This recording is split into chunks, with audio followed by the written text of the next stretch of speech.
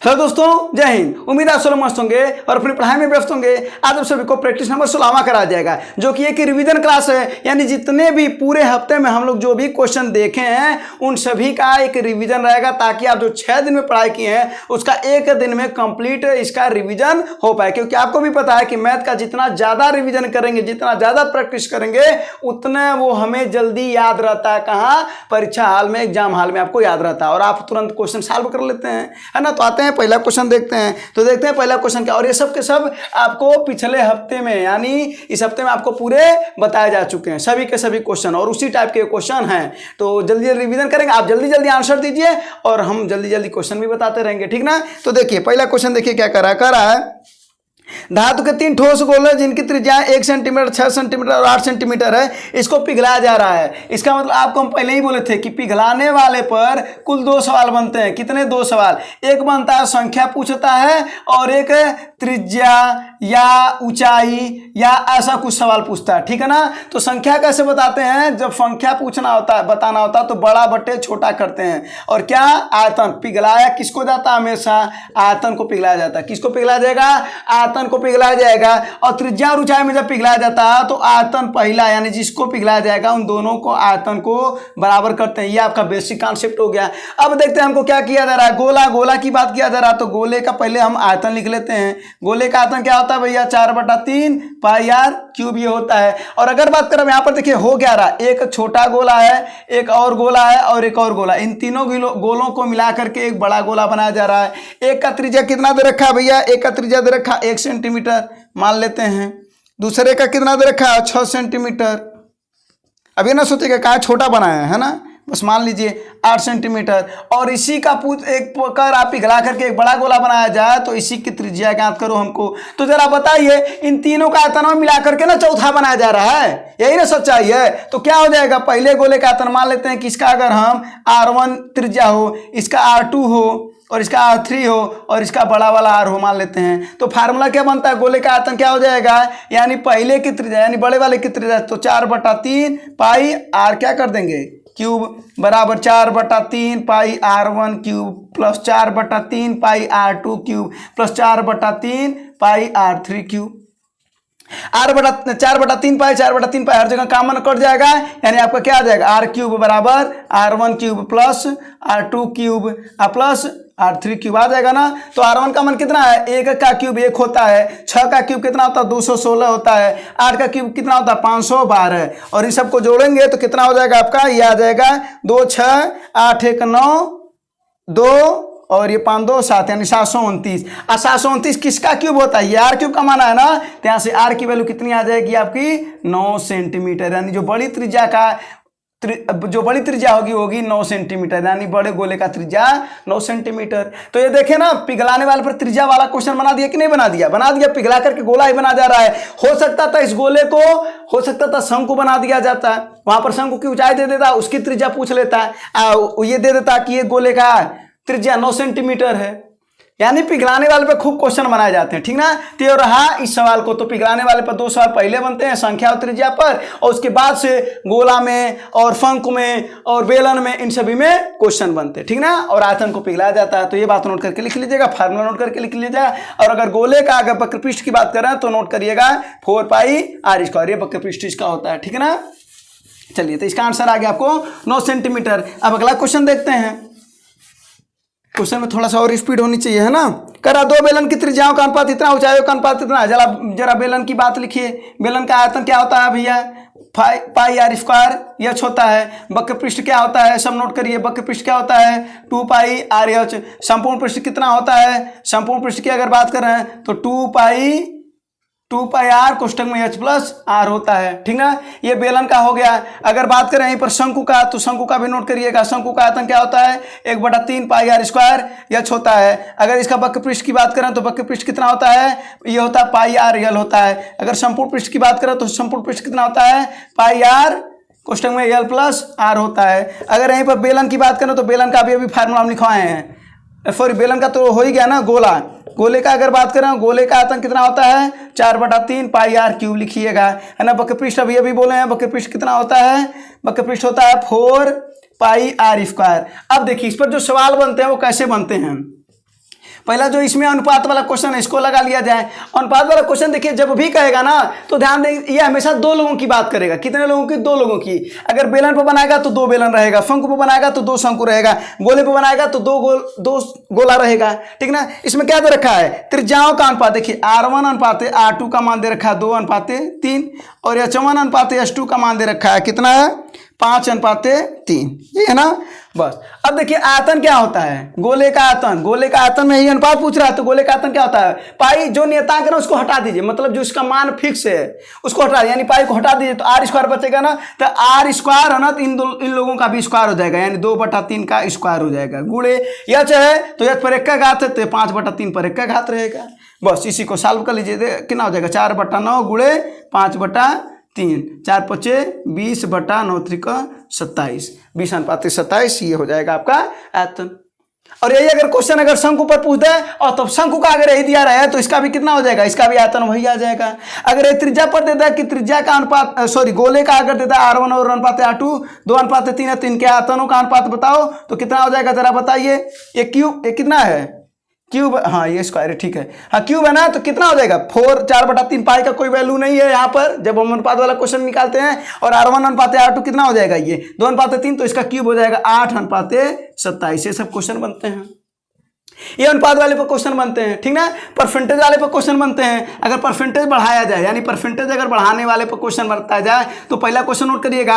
अगर मान लेते हैं कहता है कि R में अगर बेलन की त्रिज्या में 10% की वृद्धि कर दिया जाए और ऊंचाई में 10% की कमी कर दिया जाए, ठीक है ना, तो क्या हो जाएगा? बेलन का नया जो आयतन होगा क्या हो जाएगा? देखिए R में 2 बार कर रहा है ना तो इसका मान लेते हैं, देखिए R में 2 बार, आप वो प्रभावी परसेंटेज पढ़े ना उसी तरीके से भी सवाल लगेगा। R में 2 बार तो 10 में 2 बार वृद्धि कर देंगे, तो 10 में जब 2 बार वृद्धि करते तो कितना परसेंटेज आता है? 21%। और 21% और 10 में एक बार कमी हो रहा है तो बस अब एक क्या कर लेंगे, एक 21 मिल गया, एक मिल गया 10 और दूसरा माइनस हो जाएगा ना 21 गुणे 10 बटा 100। ये किस पर लगा रहे हैं? A + B + AB/100 पर लगा रहे हैं, ठीक ना। जब दो प्रभावी परसेंटेज निकालते हैं तो बस इसी को सॉल्व कर लीजिए, कितना हो जाएगा? ये 0 0 कट जाएगा, ये 11 और 11 में से 2.1 जाएगा, इसी को घटा लीजिए, ठीक ना, वो आंसर आपका आ जाएगा। तो परसेंटेज वाले भी सवाल आते हैं। अगर वहीं का देता है गोले के अगर त्रिज्या में 10% की वृद्धि किया जाए तो बताइए जो गोले का आयतन होता है वो कितना बढ़ जाएगा? जाहिर सी बात है बढ़ जाएगा। तो कितना बढ़ जाएगा? 10 का अगर 3 बार अगर करते हैं वृद्धि तो कितना होता है? 33.1% वृद्धि होता है उसका। तो ये सब नोट करके लिख लीजिएगा, ये सब सवाल बनते हैं आपके, ठीक ना। तो यही आपका फल था, अनुपात वाला फल था। अनुपात के साथ साथ आप परसेंटेज वाला भी सवाल जान गए, अनुपात वाले सवाल जान गए। एक गुना वाला सवाल आता है, गुना वाला भी सवाल बता देते हैं। कहता है त्रिज्या में अगर 2 गुना कर दो, ऊंचाई को आधा कर दो तो बेलन के आयतन पर क्या प्रभाव पड़ेगा? देखिए जरा सा, त्रिज्या को 2 गुना कर दीजिए तो 2 का वर्ग कितना हो जाएगा? 4 हो जाएगा। ऊंचाई को आधा कर दीजिए, लीजिए कर दे रहे हैं, 2 दूना 4 यानी कितना हो गया है? बेलन का आयतन कितना हो जाएगा? 2 गुना हो जाएगा। बस सिंपल से बात है। अगर शंकु पर क्वेश्चन बनाएगा कि कहता है अगर त्रिज्या को 2 गुना कर दिया जाए, ऊंचाई को भी 2 गुना कर दिया जाए तो क्या हो जाएगा? 2 का वर्ग हो जाएगा 4, ऊंचाई को 2 गुना, 4 दूना 8 यानी कितना हो जाएगा? शंकु का आयतन 8 गुना हो जाएगा। कोई दिक्कत नहीं है। अगर कहता है कि गोले का अगर त्रिज्या है आधा कर दिया जाए तो गोले का आयतन क्या हो जाएगा? आधा करेंगे तो जाहिर सी बात आयतन घटेगा, तो 1/2 अगर कर देंगे तो 1/2 का क्यूब है ना यहाँ पर, तो क्यूब कर देंगे तो कितना हो जाएगा? 1/8 यानी 1/8 रह जाएगा, यानी गोले का आयतन 1/8 हो जाएगा। समझ रहे हैं? तो ये तीन तरीके के सवाल बनते हैं, अनुपात और परसेंटेज वाला और एक गुना वाले सवाल। ये 3 मूलतः सवाल बनते हैं। अब बाकी तो आपके बनते ही बनते हैं, जो एग्जैक्ट फार्मूले पर देता है, R का मान H का मान दे दे बन जाएगा, पिघलाने वाला सवाल दे दे वो भी अभी बताए हैं, संख्या ज्ञात करने के लिए दे दे तो भी बताए हैं, है ना। तो ये सब सवाल बनते हैं, इसको समझेंगे ना तो सब कहीं कहीं जाकर के लिंक आपसे हो जाएंगे, है ना। बस चलिए अब अगले क्वेश्चन को देखा जाए। अगला क्वेश्चन देखिए क्या कर रहा है। अगर यदि घन के विकर्ण की लंबाई इतनी है और उसका पृष्ठीय क्षेत्रफल, जरा तुरंत बताइए आप लोग घन की, तो हम आपको बताते हैं घनाभ। घनाभ का आयतन क्या होता है? लंबाई गुणे चौड़ाई गुणे ऊंचाई। घनाभ का ये आयतन की बात करें अगर, और अगर इसके बात करें हम वक्र पृष्ठ की यानी संपूर्ण पृष्ठ की अगर बात करें, पृष्ठीय क्षेत्र जिसको बोलते हैं, इसको बोलते हैं पृष्ठीय क्षेत्र। तो पृष्ठीय क्षेत्र की बात करें तो 2 गुणे लंबाई 2 गुणे लंबाई गुणे चौड़ाई प्लस चौड़ाई गुणे ऊंचाई प्लस ऊंचाई गुणे लंबाई, ये होता है। अगर बात करें यहाँ पर विकर्ण की तो विकर्ण होता है कर्ण में L² + B² + H²। अच्छा अब जानते हैं घनाभ और घन में एक कॉमन बात होती है, क्या? घना, जो घन होता है ना वो घनाभ का एक प्रकार होता है, लेकिन यहाँ पर जो लंबाई होता है वो चौड़ाई और ऊंचाई ये तीनों आपस में क्या हो जाती हैं, बराबर हो जाती हैं। तब इसका आयतन क्या मिल जाता है, लंबाई चौड़ाई ऊंचाई सब बराबर हो गई तो यल का क्यूब यानी भुजा का क्यूब मिल जाता है। इसी वजह से मिलता है ये, यानी ये दोनों क्या होते हैं, घन एक प्रकार का घनाभ होता है, और जब तीनों भुजाएं बराबर हो जाती तो वही घन बन जाता है, नहीं बराबर होती तो घनाभ रहता है, बस ठीक है ना। तो यहाँ पर नोट करिएगा, ये भुजा का क्यूब हो जाएगा। अगर पृष्ठीय क्षेत्र निकालेंगे तो जरा बताइए पृष्ठीय क्षेत्र कितना हो जाएगा जी, ये हो जाएगा एल बी यानी एल स्क्वायर 3 एल स्क्वायर कितना हो जाएगा 6 गुणे भुजा का स्क्वायर हो ना जाएगा। अगर बात करें विकर्ण की तो जरा विकर्ण निकाल लीजिए, L square 3 L square, L बाहर हो जाएगा यानी भुजा बाहर हो जाएगा। अब भुजा गुणे क्या हो जाएगा करणी में 3, ये हो जाएगा, ये नोट करके लिख लीजिएगा, ठीक ना। चलिए अच्छा, अगर मान लीजिए कहीं कमरे का क्षेत्रफल अगर पूछते हैं, कभी कभी ना कमरे के चारों दीवारों का क्षेत्रफल पूछता है, तो नोट करके लिखिएगा 2 गुणे लंबाई प्लस चौड़ाई गुणे ऊंचाई, ये नोट करके लिखिएगा, ठीक ना। यहाँ पर रियल और यहाँ पर एच लिख देते हैं, ये नोट करके लिखिएगा। अक्सर करके कमरे का क्षेत्रफल आपसे क्वेश्चन करा जाता है। तो जरा देखिए यहाँ पर अब क्या हो जाएगा, घन का विकर्ण दे रखा है, घन का विकर्ण। अब देखिए अब आपको कोई दिक्कत नहीं है, अगर आपको फार्मूले पता है ना तो आपको कोई दिक्कत होने वाली नहीं। 8 करणी में 3 दे रखा है। अब देखिए घन का विकर्ण होता है क्या है, भुजा करणी में 3 यानी भुजा गुणे करणी में 3 बराबर 8 करणी में 3, ये इससे कट जाएगा तो भुजा का मान कितना मिल गया भैया, वो मिल गया आपका 8 सेंटीमीटर। अब देखिए क्या पूछ रहा, पृष्ठीय क्षेत्र बताओ किसका, घन का। तो घन का पृष्ठीय क्षेत्र कितना होता है 6 गुणे भुजा का स्क्वायर यानी कितना हो जाएगा 8 हटाएं 64, यही ना। अरे भाई भुजा का स्क्वायर यानी 8 हटाएं 64, तो अब गुणा कर ले 6 चौक को 24, 6 6 36 2 38, 384 वर्ग सेंटीमीटर, 384, बस कोई दिक्कत नहीं है। तो ऐसे ही क्वेश्चन आते हैं, ठीक है ना, बस आपको लगाने हैं। अगर ये फार्मूला अगर आपको पता है तो सवाल लग जाएंगे, फार्मूला नहीं पता है सवाल नहीं लगा पाएंगे आप, ठीक है। चलिए तो फार्मूला भी नोट करते जाएगा और सवाल भी लगाते चलिएगा। फिर अब नेक्स्ट क्वेश्चन देखते हैं, ठीक है ना। हाँ नेक्स्ट क्वेश्चन क्या है, नेक्स्ट क्वेश्चन देखिए जरा सा, ये ग्राफ वाला क्वेश्चन है। ग्राफ वाला क्वेश्चन देखिए, पहला क्वेश्चन देखिए करा कुल खर्च औसत खर्च किस मद से हुआ है, कुल खर्च का औसत खर्च। तो कुल खर्च देखिए ये बताए पूरा जो दिख रहा है आपको ये कितना है 360 डिग्री, इसका मतलब कुल खर्च कितना है। कुल खर्च की अगर बात कर रहे हैं तो कुल खर्च का कितना, चाहे कहाँ 100%, चाहे कहाँ 360 डिग्री या 100%, कोई दिक्कत नहीं है। तो कुल खर्च है 360 और 360 कितने लोग हैं यहाँ पर, तो 1 2 3 4 5 लोग हैं ना टोटल, मजदूरी इस्पात सीमेंट ईट और विविध पर कुल खर्चा 5 मदों पर ना, तो बटे 5 कर देंगे। इसी को सॉल्व कर लीजिए, कितना हो जाएगा 535 यानी 72 डिग्री। अब बताए 72 डिग्री किसका दिख रहा है, किसका दिख रहा है 72 डिग्री, किसके बराबर दिख रहा है, यानी 72 डिग्री औसत खर्च हुआ है, किसके बराबर दिख रहा है, सीमेंट के बराबर दिख रहा है। इसका मतलब इसका आंसर हो जाएगा सीमेंट वाला, जो आपकी कौन सा ऑप्शन है, दूसरा वाला। ये हो गया आपका पहला क्वेश्चन। बात करें अगर इसी में दूसरा क्वेश्चन की कर रहा है, इस्पात सीमेंट ईंट पर हुए खर्च का अनुपात ज्ञात करिए। ऐसे क्वेश्चन में सीधा सीधा जो डिग्री या दे रखा है ना उसी को रख दीजिए, परसेंटेज कुछ और निकालने की जरूरत नहीं है, सीधा सीधा रख दीजिए। इस्पात का कितना हो गया जी 36 हो गया, अनुपात कर लीजिए। सीमेंट का कितना हो गया जी 72 हो गया, अनुपात कर लीजिए। ईंट का कितना हो गया 54 हो गया, बस 18 दूना 36, 18 चौको 72, 18 3 54, 2:4:3। आपका कौन सा ऑप्शन है, पहला ऑप्शन। तीसरा लगा लेते हैं, ठीक है ना। करा सबसे ज्यादा खर्च का प्रतिशत क्या है, देखिए जो सबसे ज्यादा केंद्रीय कोण बनाएगा ना वही सबसे ज्यादा प्रतिशत उसी का खर्च है।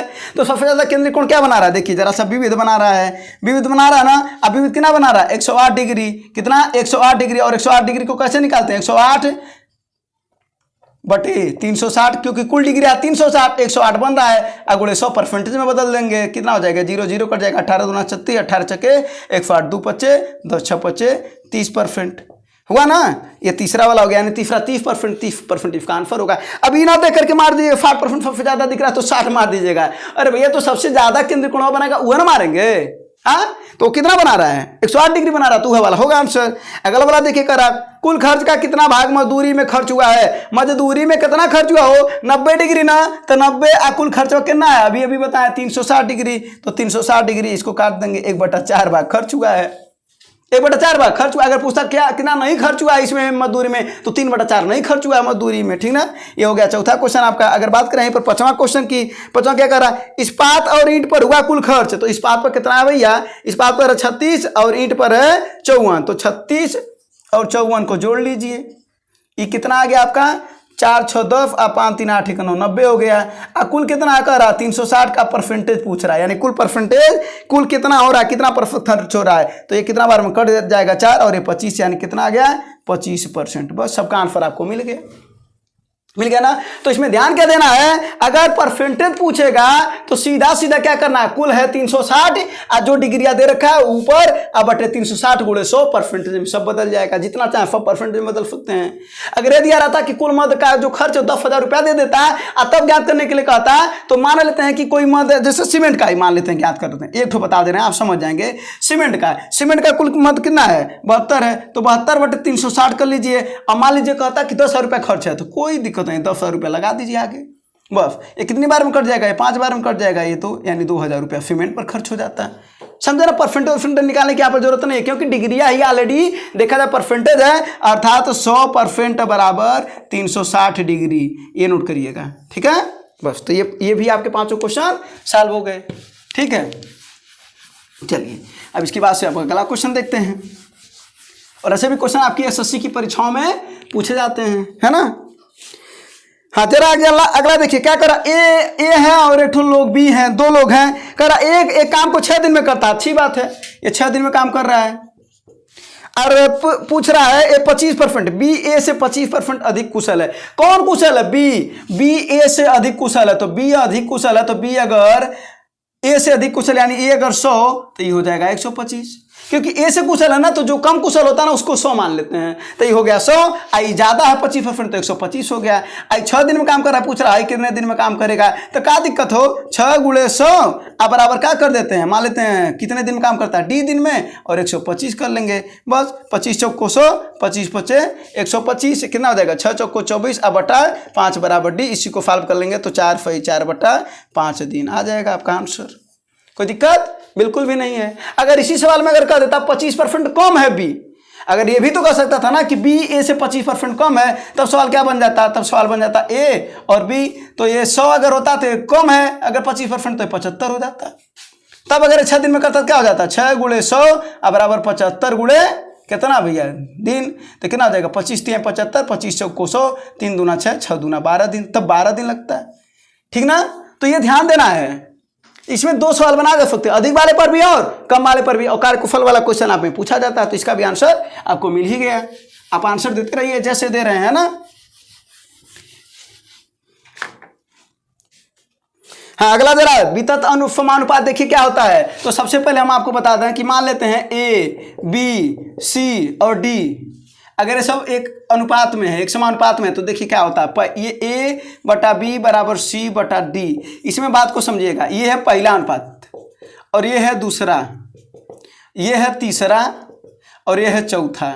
अगर कभी कहे कभी भी 2 4 6 8 में अगर मान लेते हैं कहे, तो पहला वाला ये प्रथम अनुपात होगा, ये द्वितीय होगा, ये तृतीय अनुपाती है, ये चतुर्थानुपाती है। ठीक ना। कभी भी अगर आपको मध्यानुपाती ज्ञात करने के लिए कहे मध्यानुपाती, अब मध्यानुपाती का नाम होता है वितत समानुपाती।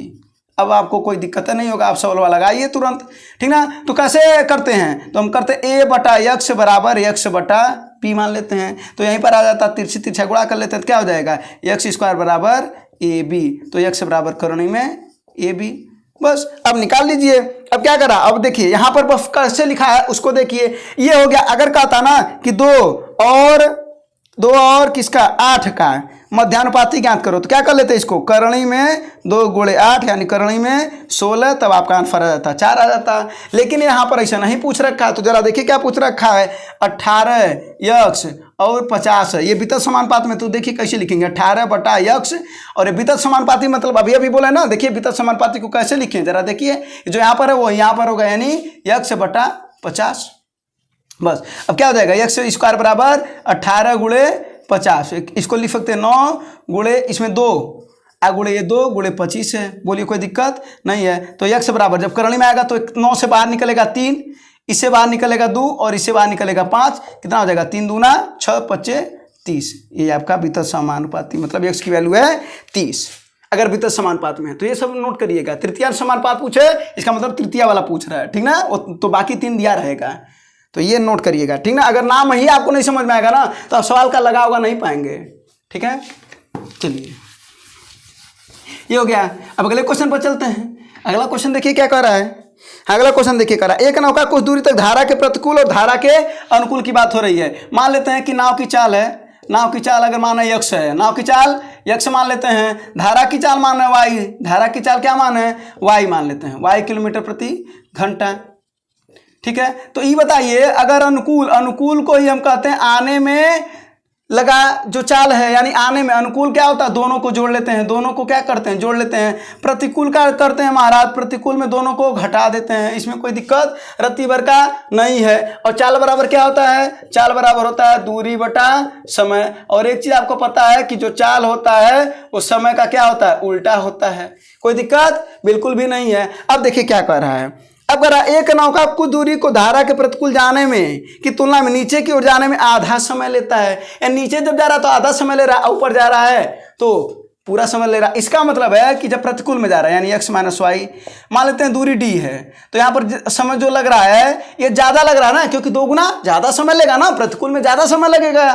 प्रतिकूल में अगर ज़्यादा समय लगेगा तभी ना चलिए, ज़्यादा समय लगेगा तो चल क्या हो जाएगा कम, इसी वजह से तो घटाते हैं। तो यहाँ पर मान लेते हैं कि कुल 2 मिनट लगा है, मान लेते हैं ऐसे ही, या 2 घंटा इसको मान लेते हैं, 2 घंटा लगा हो तो यहाँ पर हो जाएगा 2 हो ना जाएगा। और अगर जब हम वहीं पर प्रतिकूल चाल, अरे भाई चाल बराबर दूरी बटा समय, तो चाल ये एक प्रकार का चाल है ना, चाल बराबर दूरी को मान लिया ऐसे ही दूरी बटा समय, ये 2 घंटा लग रहा है। अब वहीं पर जब उतरने में उसे 1 घंटा लग रहा है, क्योंकि उसका आधा लग रहा है, तो 2 का हम आधा करेंगे तो कितना आ जाएगा 1 घंटा ना आ जाएगा, तो कितना हो जाएगा d बटा 1 बस। अब ये समीकरण 1 हो गया, ये समीकरण 2 हो गया, समीकरण 2 और 1 का भाग दे दीजिए तो क्या हो जाएगा ये x प्लस वाई अब बटा x माइनस वाई, और ये देखो d से d कट जाएगा भैया है ना, तो क्या हो जाएगा ये 1 बटा 1 और ये 2, तो 2 ऊपर चल जाएगा यानी 2 बटा 1 हो जाएगा, होना जाएगा।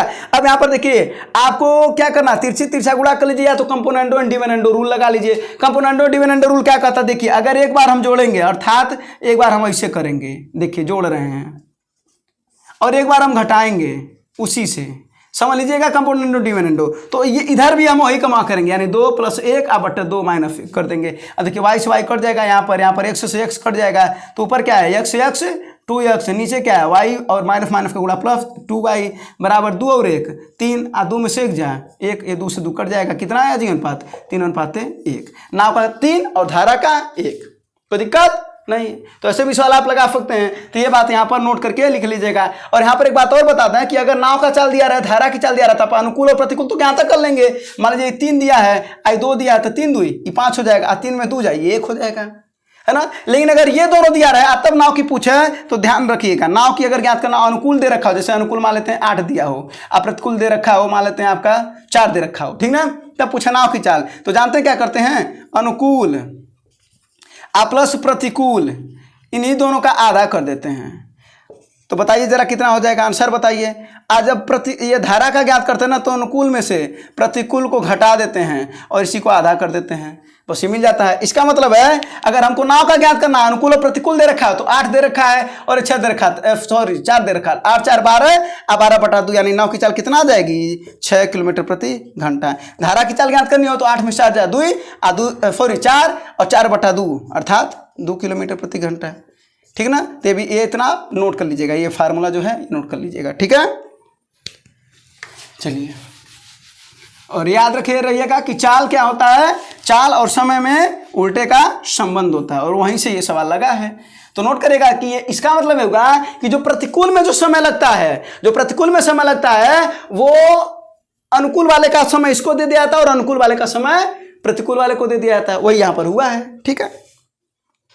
अगला जरा देखिए कह रहा है 100 मीटर लंबी एक रेलगाड़ी दूसरी रेलगाड़ी को जब पार करती है, तो देखिए जब रेलगाड़ी को पार करे, किसको, रेलगाड़ी को, तो आपको यहाँ पर बताइए चाल बराबर क्या होता है, दूरी बटा समय होता है। और यहाँ पर चाल 2 तरीके का हो सकता है, एक विपरीत हो सकता है और एक समान हो सकता है ना। और यहाँ पर दूरी कैसी होगी, दूरी तब होगी दोनों ट्रेनों की लंबाई, जो ट्रेनों की लंबाई उस समय दूरी होगी, कैसे जरा देख लीजिए। एक बात बताए, मान लेते हैं ये ट्रेन है, ठीक ना, ये इधर से जा रही है, एक ट्रेन है ये इधर से आ रही है, ठीक है। ये बताइए अगर ये दोनों एक दूसरे को क्रॉस कर देंगे तो ये वाला ट्रेन इधर आ जाएगा, मान लेते हैं जो इधर जा रही थी, और ये वाला ट्रेन यहाँ आएगा इसी के सटे हुए, तो ई बताइए, और ये इधर जा रही थी, तो ई बताइए इसके जो द्वारा चली गई दूरियां है, ये कुल इसके ट्रेनों की लंबाई है ना दूरी हुई, इसी वजह से उसके ट्रेनों की लंबाई उस समय दूरी हो जाती है। बस अब यहाँ पर ये देखेंगे ना कि विपरीत चाल है कि समान चाल है। विपरीत चाल में क्या करते हैं, दोनों को जोड़ देते हैं, दोनों चलिया को। अब समान वाले में दोनों को घटा देते हैं। तो अब देखिए जरा सा क्या है, यहाँ पर कौन सी चाल है, विपरीत दिशा में चाल है ना। तो बस यानी और एक ठो चाल दे रखा है 40, एक ठो हमको नहीं पता तो विपरीत है तो मान लेते हैं वाई है इसका। बस अब चाल बराबर क्या होता है, दूरी बटा समय। अब दूरी में क्या बोले, दोनों ट्रेन की लंबाई, तो दोनों ट्रेन की लंबाई कितना है, एक ठो है 100, एक ठो कितना हो 150। अब बट कितने समय में पार कर रही है, 9 सेकंड में। कोई दिक्कत, अगर कॉन्सेप्ट अगर आपको समझ में आ रहा है तो ये सब लगाने में कोई दिक्कत नहीं होने वाली है। तो बस ये कितना हो जाएगा, ये 40 प्लस वाई बराबर ये 250 बटा 9 आगुड़े 18 बटा 5 कर देंगे तो किलोमीटर प्रति घंटा में निकल जाएगा। और उसी में चाहिए हमको, तो 9 दूना 18, 5 पचे 25, कितना हो जाएगा 50 दूना 100 हो जाएगा। तो 40 उधर जाएगा तो वाई बराबर कितना आ जाएगा 60 किलोमीटर प्रति घंटा। ठीक है ना। तो नोट करिएगा कि अगर रेलगाड़ी को क्रॉस करेगी उस समय जो चाल अगर विपरीत चाल रहेगा तो दोनों को जोड़ देंगे, और अगर समान चाल रहेगा तो दोनों को घटा देंगे। आज जो दूरी होती है वो ट्रेनों की लंबाई ही उनकी दूरी होती है, आज जो समय दे दे। बस यहाँ पर समय भी पूछ सकता था, यहाँ पर भी ये भी कह सकता था, विपरीत की जगह पर अगर कह देता समान तो समान भी हो सकता था। ठीक ना, वो भी एक क्वेश्चन बनाया जा सकता था। ठीक ना, बस यहाँ पर कुछ और दे देता। चलिए, तो यहाँ पर 2 क्वेश्चन बनाए जा सकते हैं। तो ये आपको कॉन्सेप्ट समझना है।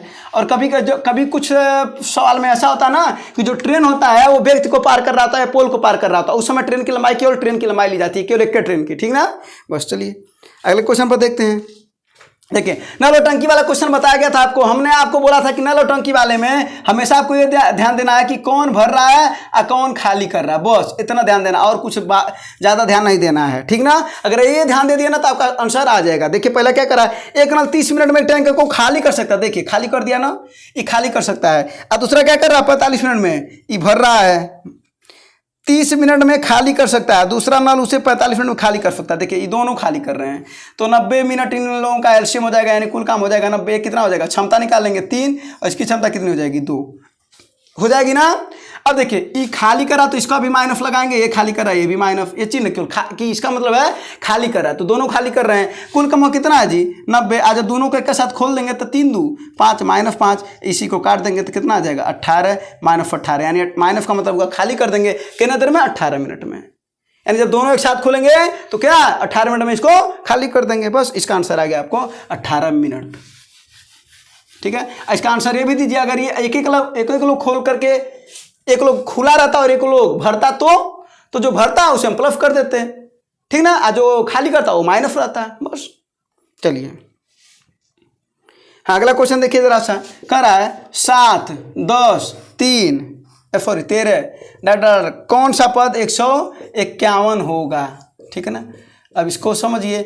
हम समांतर श्रेणी पढ़ा रहे हैं आपको। समांतर श्रेणी में देखिए एक बात, पहला पद होता है ए, दूसरा होता है a + d, अगला होता है a + 2d, अगला होता है a + 3d। अब देखिए दूसरा तो 1 d कम यानी a + d, तीसरा तो 1 d कम a + 2d, तीसरा चौथा तो a + 3d, पांचवा तो a + 4d, छठवां तो a + 5d। अगर ऐसे रहता है और डाट डाट डाट, अगर हम कहें यनवा पद जिसको हम कहते हैं टीएन, और यनवा पद को अगर टीएन कहते हैं तो जरा बताइए ये एक कम हो रहा है ना। जैसे अगर हम कह रहे हैं 50वां पद तो आप क्या बोल रहे हैं a + 49d, बोलिए कह रहे हैं कि नहीं। हम कह रहे हैं 81वां पद तो आप बोल रहे हैं क्या a + 80d, बोल रहे हैं कि नहीं बोल रहे हैं। तो वैसे एक कम कर रहे हैं ना, तो हम कह रहे हैं यनवा पद तो क्या कहेंगे आप a + n में तब एक घटा देंगे, और यही फार्मूला होता है, इसको नोट करके लिख लीजिए। और एक और फार्मूला होता है FN क्या होता है, पदों का योग, और पदों का योग होता है n/2 a + l या n/2 2a + n - 1 × d, ये होता है। तो बस अब देखिए, अब सवाल आपको लगाना है, कह रहा है कौन सा पद 151 होगा। मान लेते हैं ये अंतिम पद है यल क्या होता है अंतिम पद, इसी को हम यल भी कहते हैं। ठीक है ना, तो यल अंतिम पद होता है, यानी 151, टीएन का मान दिया 151 लिख दीजिए, कोई दिक्कत नहीं है। ए कौन है 7 है, प्लस हमको यह नहीं पता है, यह ना तो ज्ञात करना ना कि कौन सा पद होगा, हमको यह नहीं पता। इंटू डी का मान कितना, देखिए डी फार्मांतर अंतर होता है, 7 3 10 10 3 13, यानी डी का मान कितना है 3 हुआ, 7 इधर आ जाएगा तो कितना हो जाएगा, ये 11 में से 7 जा 4 और ये 4 144 बराबर n - 1 × 3 3 चौक को 12 और 3 अठे 24 बराबर n-1 और ये इधर जाएगा तो n बराबर क्या हो जाएगा 49, यानी 49वां पद होगा 151। 49वां पद ये आपका आंसर हो जाएगा। अगर यहीं पर पूछ देता कि इन पदों का योग बताओ तब क्या कर देते, तो कुछ नहीं कर देते, एफ एन बराबर ये फार्मूला लगा देते n/2, n का मान कितना आया 49/2 और a प्लस यल यानी 7 प्लस 151, इसी को सॉल्व कर देते, वही आपका क्या आ जाता है आंसर आ जाता है। कोई दिक्कत नहीं है। अगर यहाँ पर ऐसे दिया रहता, अगर कह देता इसका कि 40वां पद बताओ तो क्या कर देते आप a प्लस 39d, तो इसकी जरूरत ही नहीं पड़ती अंतिम पद की, बस a का मान 7 है और 39 गुणे 3 कर देते, वो आपको वो मिल जाता है। तो कभी कभी ऐसा भी क्वेश्चन करता है, ठीक है ना। तो ये तीनों क्वेश्चन आप समझ गए होंगे। अगर कहता डायरेक्ट 49वां पद बताओ तो आप डायरेक्ट a और d का केवल मान आपको पता रहे तो आप ज्ञात कर सकते हैं। अगर कहता है अंतिम वाला पद दिया रहे तो आप इस फार्मूले से ज्ञात कर सकते हैं। अगर कहता है योग बताओ तो आप इस फार्मूले से ज्ञात कर सकते हैं। बस ये फार्मूला नोट करके लिख लीजिएगा, बहुत जरूरत पड़ेगी, ठीक है। तो ये हो गया। फिर अब अगले क्वेश्चन को देखते हैं। अगला क्वेश्चन देखिए क्या कर रहा है। हाँ कह रहा है 1550 रुपये की एक धनराशि आंशिक रूप से 5% और 8%। देखिए एक तो 5% पर है, एक कितना है 8% पर है, ठीक ना। ये दरों से कितनी राशि है 1550 रुपये है, ठीक ना। अब कह रहा है 3 वर्षों के लिए जो ब्याज मिल रहा है वो 300 रुपया मिल रहा है। तो एक बात बताइए, ये 5% वार्षिक 8% वार्षिक है तो 300 रुपया हमको ब्याजवा मिल रहा है ना। तो 1 वर्ष 3 वर्ष में 300 तो 1 वर्ष में 100 रुपया ब्याजवा मिल रहा है। बोलिए कोई दिक्कत नहीं ना। अब इसी जो ब्याजवा है ना इसी को हम लोग परसेंटेज में ज्ञात कर लें तो ये एलिगेशन मेथड वाला सवाल हो जाएगा। यानी एक 5% एक 8% दोनों को मिला करके जो ब्याजवा मिला है ना, तो मिला करके जो मिलेगा यहाँ पर ब्याज ज्ञात कर लिए। इसका मतलब है कि हम यहाँ पर ज्ञात कर लें 1550 ये मूलधन है, हमारा 100 रुपया ब्याज है, अगुड़े 100 कर लें तो 0 से 0 कट जाएगा, 5 या 15 का नम और 5 दूना 10 कितना हो जाएगा ये 200/31। बस इसी को सॉल्व कर लीजिए। अब देखिए इसको मिटा दे रहे हैं। अब क्या करेंगे, ये हो जाएगा आपका 8, दोनों का अंतर लेते हैं ना, तो 8 - 200/31 और ये क्या हो जाएगा 200/31 - 5। अब ये ना सोचिए कि किसी से घटाइएगा, माइनस आएगा उसी को हटा दीजिएगा, बस किसी से घटाइए। मान लीजिए हम 8 को इससे घटाए ना, आप इसी में से इसको घटा दीजिए, बस माइनस आएगा उसको हटा दीजिएगा, ठीक है ना। चलिए इसको सॉल्व कर लेते हैं। 8 का 9 8 त्रिक 24 - 200/31 हो जाएगा। ये कितना हो जाएगा 200 और -5 का 5 हैं 15/31। अब देखिए ये हो जाएगा 48/31 और ये सब अनुपात में आ रहा ना, और ये क्या हो जाएगा 45/31। 31 से 31 कट जाएगा, 3 16 48 और 3 15 45, यानी आपका अनुपात आ गया 16:15 का।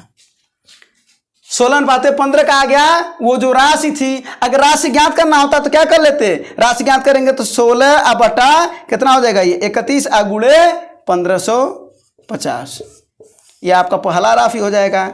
जो 5% पर मिलेगा। अगर पूछता है 5% वाला राशि बताओ तो 16/31 गुणे 150 कर देते। अगर पूछता 8% वाला राशि बताओ तो 15/31 गुणे 1550 कर देते। ये 5 बार में कट जाएगा, ये 5 बार में कट जाएगा, है ना। 50 हो जाएगा, 15 × 5 = 75, 750 आएगा ये। और ये कितना आ जाएगा, ये 5 बार में कट के 16 × 5 = 80, यही ना आएगा। हाँ 16 × 5 = 80, 800, ये 800 और ये 750। कोई दिक्कत बिल्कुल भी नहीं है। तो ये रुपया अगर पूछता तो आप बता भी सकते थे, आप अनुपात पूछा तो वो बता दिए, बिना अलग अलग ज्ञात करे हुए। आप बेसिक मेथड भी इसको लगा सकते थे। अगर आप 1550 रुपये को अगर मान लेते 1/x से, जो कि आप यही कमा करते हैं, है ना, और तो ये हो जाएगा ये वाला 1550 - 1। अब इसमें क्या कर रहा है, जो 300 ब्याज कुल मिल रहा है, इसका मतलब कुल ब्याज बराबर हो जाएगा। तो पहला अगर ज्ञात कराएं तो ब्याज 1, तो ब्याज 1 बराबर क्या हो जाएगा मूलधन गुणे पहला वाला भाग अगर 5% हो 5 गुणे वर्ष है 3/100। ब्याज 2 क्या हो जाएगा भैया, ब्याज 2 हो जाएगा ये 1550 - 6, ये मूलधन है, गुणे दर कितना 8% गुणे समय 100। और इन दोनों को जब जोड़ते तो इन्हीं का मान ब्याज 1 + ब्याज 2 दे रखा था कितना 300 रुपया, तो 300 रुपया हो जाता। तो अब यहाँ से x की वैल्यू आ जाती। आप बेसिक मेथड भी लगा सकते हैं, आप ऐसे भी लगा सकते हैं, जो आपको समझ में आए, जो आप समझ पाएँ, जिसको आप वहाँ पर जा करके सॉल्व कर पाएँ, ठीक है ना। बस तो इसका भी आंसर आपको मिल ही गया। रुपया पूछता तो रुपया भी बता देते, अनुपात पूछा आप तुरंत अनुपात ज्ञात कर लिए। तो ब्याज वाले पर ध्यान देना। और यहाँ पर एक बात और ध्यान देने की है, जो 300 रुपया दिया था वो 3 वर्ष के लिए दिया था और आपको 1 वर्ष के लिए चाहिए था ना, चलिए अगला देखिए, अगला क्वेश्चन क्या कर रहा है, यस प्लस हो, इस पर देखिए खूब ज़्यादा सवाल बनता है। ये कह रहा है 4, अच्छा दोनों पक्षों का वर्ग कर दिया जाए तो क्या हो जाएगा, ये एफ प्लस 1/f का होल स्क्वायर बराबर 4 का होल स्क्वायर, ये हो जाएगा a square plus b square plus 2ab, यही ना, बराबर 4 चौको 16, ये इससे कट जाएगा, ये 2 उधर जाएगा तो कितना हो जाएगा जी 14, हो ना जाएगा, कितना आ जाएगा 14, ये ना हो जाएगा। अगर इसका एक बार और वर्ग कर देते तब क्या हो जाता, तो f पर 4 घात और बटे 1/x पर 4 घात धन 2ab, a से b कट जाता, धन 2 बराबर 196 हो जाता, 14 का वर्ग 2 उधर जाता तो 194, किसकी वैल्यू s पर 4 धन 1/s पर 4, पूछ तो यह हो सकता था। इसका मतलब कर क्या रहे हैं जरा देखिए, अब ट्रिक समझिए, 4 का वर्ग कर दीजिए और अगर 1 घात ज्यादा पूछेगा यानी 2 घात तो क्या कर लेंगे, 4 का वर्ग कर दिए 2 घटा दीजिए, तो 4 का वर्ग कर दिए 2 घटा दिए, 16 आ गया आपका आंसर। अगर 1 वर्ग और पूछेगा यानी 4 घात तब क्या कर देंगे, एक बार जो आएगा इसका वर्ग कर दीजिए 2 घटा दीजिए, देखिए 14 का वर्ग 196 2 घटा दीजिए। एक बार अगर और पूछता है यानी s पर 8 आधन 1 बटा, अगर s पर 8 पूछता है तो इसका एक बार और वर्ग कर देते और जो एक बार और वर्ग करने पर तब जो 2 आता है वो घटा देते, वो आंसर हो जाता है आपका, ठीक है ना। तो बस ये सब सवाल आपके बनते हैं, ये सब नोट करके लिखिएगा, ठीक ना। अगर यहाँ पर मान लीजिए अगर ये पूछता, ये वाला पूछता तब क्या करते, तब होता आपको फार्मूला पता है, a cube plus b cube का फार्मूला होता है a प्लस b, दूसरे question a square plus b square minus ab, बस।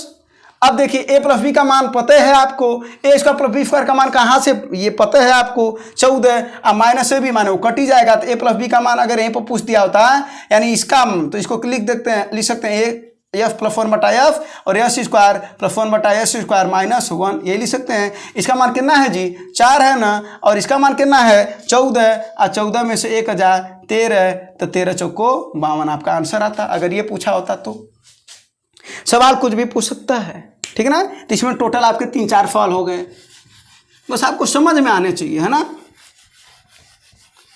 चलिए अब अगले क्वेश्चन को देख लेते हैं। अगला क्वेश्चन क्या करा है, करा 6 क्रमागत पूर्णांकों का औसत। देखिए क्रमागत कभी भी मानते हैं ना, आप आंसर दीजिए, क्रमागत कभी भी मानते हैं ना, तो मान लीजिए अगर क्रमागत पूर्णांक मान रहे हैं, अगर क्रमागत क्या मान रहे हैं पूर्णांक, तो पहला x, फिर x प्लस 1 होता है, x प्लस 2 होता है, x प्लस 3 होता है, डॉट ये होता है। अगर वहीं पर विषम मानेंगे, क्या मानेंगे जी विषम, तो x plus 2, x plus 4, x plus 6 dot. अगर सम मानेंगे, ठीक ना, x plus 2, x plus 4, x plus 6 same मानते हैं, ठीक ना। लेकिन ये बताइए क्या इतना आपके पास टाइम रहेगा परीक्षा में लगाने के लिए, नहीं ना रहेगा। तो देखिए क्या करा, 6 पूर्णांकों का औसत 15/2 है, तो 15/2 को आप लिख सकते हैं, 15/2 को लिख सकते हैं 7.5, तो 7.5 लिख दीजिए बीच में, बस यहां पर हो गया। अब क्या करा 6, तो 6 ना आपको पता है औसत ठीक बीच में होता है, कहाँ होता है बीच में होता है, तो 1 2 3 उधर और 3 इधर, 3 खाना बना दीजिए उधर, 3 खाना इधर बना दीजिए। अब इसके जस्ट आगे क्रमागत पूर्णांक कौन आता है, 8 आता है, 9 आता है, 10 आता है, इसके पहले कौन आता है 7 6 5। अब जो मर्जी वो पूछे, समझ गए कि नहीं। अब क्या पूछ रहा है, अंतिम 3 पूर्णांकों का औसत बताओ, तो 10 9 19 और 19 8 27 अब बटा 3 बराबर 9। अगर इनका पूछा होता है तो 7 6 13, 13 5 18, 18 बटा 3 बराबर 6। अगर पूछा होता है, अगर यहीं पर सवाल ऐसे दे देता ना कि 6 पूर्णांकों का औसत बता 15/2 है, तो शुरू से पहला और अंत से पहले का औसत क्या होगा, ए महाराज वह हो जाएगा, शुरू से पहला और अंत से पहले का औसत वह होता है। कैसे देख लीजिए, 10 5 15, 15 का आधा 5.5, 6 9 15, 15 का आधा 7.5, 5.5 बोल दिए सॉरी 7.5, 7 8 15, 15 का आधा 7.5। समझे, इसका मतलब अगर कहते हैं कि हम 11 संख्याओं का औसत अगर कहते हैं 85 है, तो शुरू से और अंत से दूसरा का औसत बताओ, तो हे बकलोल महाराज ये निकाला नहीं जाता, वही 85 हो जाएगा आंसर, नोट करके लिख लीजिएगा।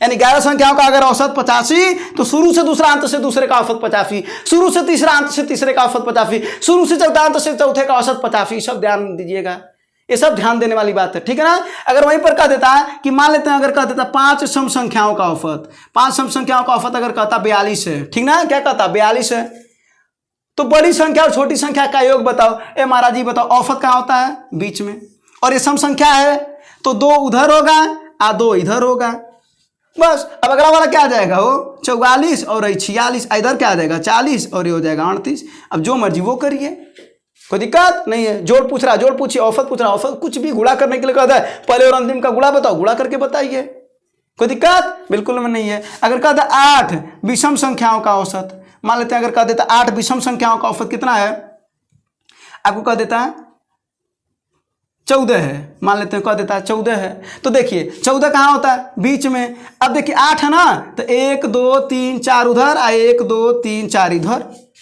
तो 14 के जस्ट बगल में विषम कौन होता है, 15 17 19 और 21। इसके जस्ट 14 के बगल में विषम कौन होता है, 13 11 9 7। बस, कोई दिक्कत बिल्कुल भी नहीं है। तो ऐसे ही सवाल, ये सब सवाल बनते हैं, सब सवाल हैं आपके, ये सब सवाल हैं। 5 सम संख्याओं का औसत 42 है, तो पहला अंतिम का योग बताइए। 8 विषम संख्याओं का औसत 14 है, पहला और अंतिम का योग बताइए। कुछ भी पूछ सकता है आपका, ठीक ना, ये नोट करे रहिएगा। तो ये सब बातें हो गई, आपको ये भी समझ में आ गया होगा कि विषम संख्या क्या होती है, बीच में। तो ये आप ऐसे लगाएगा, तो क्रमागत सम विषम सब पर तो बता दिए, है ना, और औसत बीच में होता है। बस इस बात को आप दिमाग में रखिएगा और कॉलम बना लीजिएगा। जितना कहेगा, 6 कहेगा तो 3 उधर 3 इधर, 8 कहेगा तो 4 उधर 4 इधर, है ना।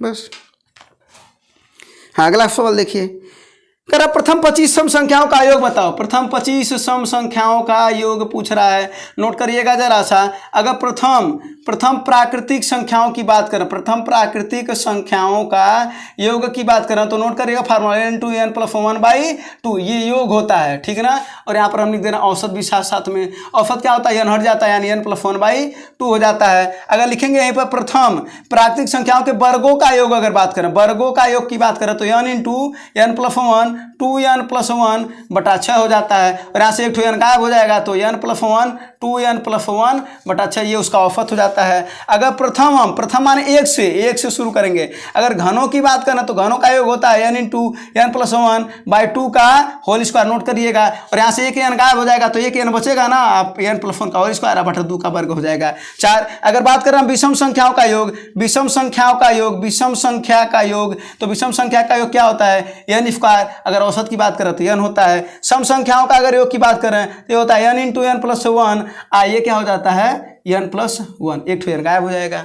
बस ये टोटल 10 फार्मूले हैं, 1 2 3 4 5, अब 5 दूना 10। अब देखिए आपका क्वेश्चन क्या कर रहा है, वो देख लिया जाए। क्वेश्चन क्या कर रहा है, प्रथम 10 सम संख्याओं का योग प्रथम 25 सम संख्याओं का योग बताओ। 25 सम संख्याओं का योग यही होता है, 25 गुणे 26 कर दीजिए, कितना हो जाएगा, 25 25 625 650। बस फार्मूला पता है तो आप आंसर दे सकते हैं, तुरंत नहीं पता नहीं दे सकते हैं। तो टोटल 10 फार्मूले नोट करिएगा। ये सब आपकी परीक्षाओं में कहीं कहीं किसी तरीके से क्या करते हैं, पूछे जाते हैं, ठीक ना। और 1 से लेकर के 100 वाले पर तो खूब ज़्यादा क्वेश्चन बनते हैं, 1 से लेकर के 100 वाले पर खूब क्वेश्चन बनते हैं, ठीक ना। चलिए, तो ये हो गया आपका, इसका आंसर आपको मिल गया 650। फार्मूला भी नोट कर लीजिएगा। चलिए अब अगले क्वेश्चन को देखा जाए। हाँ, जरा ये वाला क्वेश्चन देखिए जरा, ये किस पर है। एक फार्मूला हम आपको बताए थे, A cube plus B cube, formula होता है a प्लस बी, दूसरे क्वेश्चन में a square plus B square minus ab। जहाँ से आपको एक चीज़ मिला था a प्लस बी, और अगर इधर ये गुणा करा तो इधर भाग करेगा, यानी a cube plus B cube बटा a square plus B square minus ab। बोले कोई दिक्कत बिल्कुल भी नहीं है। उसी तरीके से a माइनस बी का फार्मूला मिलता है, a cube minus B cube बटा a square plus B square plus ab मिलता है। बोले कोई दिक्कत बिल्कुल भी नहीं है। उसी तरीके से आपको एक और फार्मूला बताया था, a प्लस बी का अगर होल स्क्वायर होता है तो a square plus B square, आपको हम बना दे रहे हैं ताकि आप समझे रहेंगे ना, तो ज़्यादा अच्छा रहेगा। डायरेक्ट लिखेंगे तो आप भी कहेंगे कहाँ से लिख रहे हैं, है ना। अब देखिए, अगर इन दोनों को जोड़ दिया जाए, इन दोनों को जोड़ दिया जाए तो 2ab से 2ab कट जाएगा। बोले कट जाएगा कि नहीं, तो आपका क्या बन जाएगा, a प्लस बी का होल स्क्वायर आप प्लस a माइनस बी का होल स्क्वायर, है कट जाएगा तो a स्क्वायर बी स्क्वायर यानी 2a square plus B square. और यही अगर इधर चला आएगा तो क्या बन जाएगा, तब जरा देखिए यहाँ से फार्मूला क्या बनता है, a प्लस बी का होल स्क्वायर आप प्लस a माइनस बी का होल स्क्वायर आप बटा a square plus B square बराबर 2। अगर इसी को हम घटा दिए होते तब ये दोनों कट जाते ना, तब ये बनता ना, तब आपको क्या फार्मूला बनता, a प्लस बी का whole square minus a minus B का होल स्क्वायर आप बटा, ये दोनों कट जाते तो है बचते, तो a b बचता है, तो यहाँ पर a b ये बराबर आ जाता 4। ये सब नोट करके लिखिएगा, ये सब पर फॉल बनते हैं। अब अगर बताइए, अगर a की जगह पर कुछ भी दे दे, 3.124 दे दें, आप b की जगह पर अगर दे दें 1.213, मान लीजिए इसी में सवालवा में दे देता, ए की जगह पर ये देता, बी की जगह पर ये देता, सब जगह अगर ऐसे ही लिख रहता है तो ये बताए उसका उत्तर कितना आता है महाराज। अगर इसी पर फिटिंग है ना, इन दोनों का योग का होल स्क्वायर माइनस इन दोनों का अंतर का होल स्क्वायर बटे इन दोनों का गुणा कर दे देता तो उसका उत्तर अपने आप आता 4, अपने आप आता 4। अगर वही यहाँ पर दे देता इन दोनों का वर्ग, इन दोनों को जोड़ करके उसका वर्ग प्लस इन दोनों का अंतर उसका वर्ग, अब बटे पहले का स्क्वायर प्लस दूसरे का स्क्वायर, तो इसका उत्तर अपने आप 2 आता है, सॉल्व करने की जरूरत नहीं है। इसी में तो ये बता रहे हैं। उसी तरीके से यहाँ पर भी होता है, ये वाला भी फार्मूला इंपॉर्टेंट है, ये वाला भी फार्मूला इंपॉर्टेंट है। अब इसी फार्मूला पर तो आपका है, जरा देखिए ना, ए का मानवा कितना दे रखा है, अगर देखा जाए तो 0.051 दे रखा है। अब बी का मानवा कितना दे रखा है, वो 0.041 ये ना दे रखा है। अब बताइए पहले वाला क्यूब दिख रहा होगा प्लस दूसरे का क्यूब दिख रहा होगा, अब बटे पहले का स्क्वायर और उसके बाद माइनस ए बी वाला दिख रहा होगा, माइनस ए बी इधर हो गया है, अब प्लस बी स्क्वायर उधर हो गया है। इसी को क्या लिख सकते हैं, ए प्लस बी, यानी इसी को जोड़ दीजिए 4 1 5 5 4 9 0 0 कितना हो गया, सॉरी 1 1 2 ना, क्या जोड़ रहे हैं, हाँ 1 1 2 5 4 9, बस यही आपका आंसर हो गया। तो देखिए इसी वाले पर काम कर रहा है ना, तो नोट करिएगा, एक फार्मूला 1 2 और ये 3 और एक 4, ठीक ना, ये सब नोट करके रखे रहिएगा, आपको जरूरत पड़ेगी। चलिए अब अगले फल पर बात करें। अब अगला फल देखते हैं क्या है। हाँ अगला फल जल्दी जल्दी रहे, हाँ जरा इस पर नोट करिएगा, फार्मूला नोट करिएगा पहले। कह रहा है एक समष्टभुज का प्रत्येक आंतरिक कोण कितने रेडियन का होता है, जरा आप बताइए, हम आपको आंसर बता रहे हैं। अगर बात कर रहे हैं आंतरिक कोण का योग का, ये बहुभुज में ये बात होती है, बहुभुज की बात होती है, बहुभुज की अगर आंतरिक कोण की बात करेगा, आंतरिक कोण का योग, अगर आंतरिक कोण का योग की बात करेगा, फार्मूला क्या बनता है, n-2 × 180। अगर यही बात कर प्रत्येक आंतरिक कोण अगर कितना होता है तो n-2 × 180 में कितने से भाग दे देंगे, n से प्रत्येक हो जाएगा, 2 फार्मूला हो गया। तीसरा फार्मूला जरा लिखिएगा, बाह कोण का अगर योग की बात करें, बाह कोण का योग लिखिएगा, बाह कोण का योग होता 360 डिग्री। अगर प्रत्येक कोण की बात करें, प्रत्येक बाह कोण की अगर बात करें, ये प्रत्येक बाह कोण है, इसको लिखिएगा तो 360/n होता है। अगर यहीं पर अगले फार्मूला की बात करें, विकोणों की संख्या, ये सब आपके परीक्षाओं में क्वेश्चन पूछता है, विकोणों की संख्या नोट करिएगा, फार्मूला होता है n ×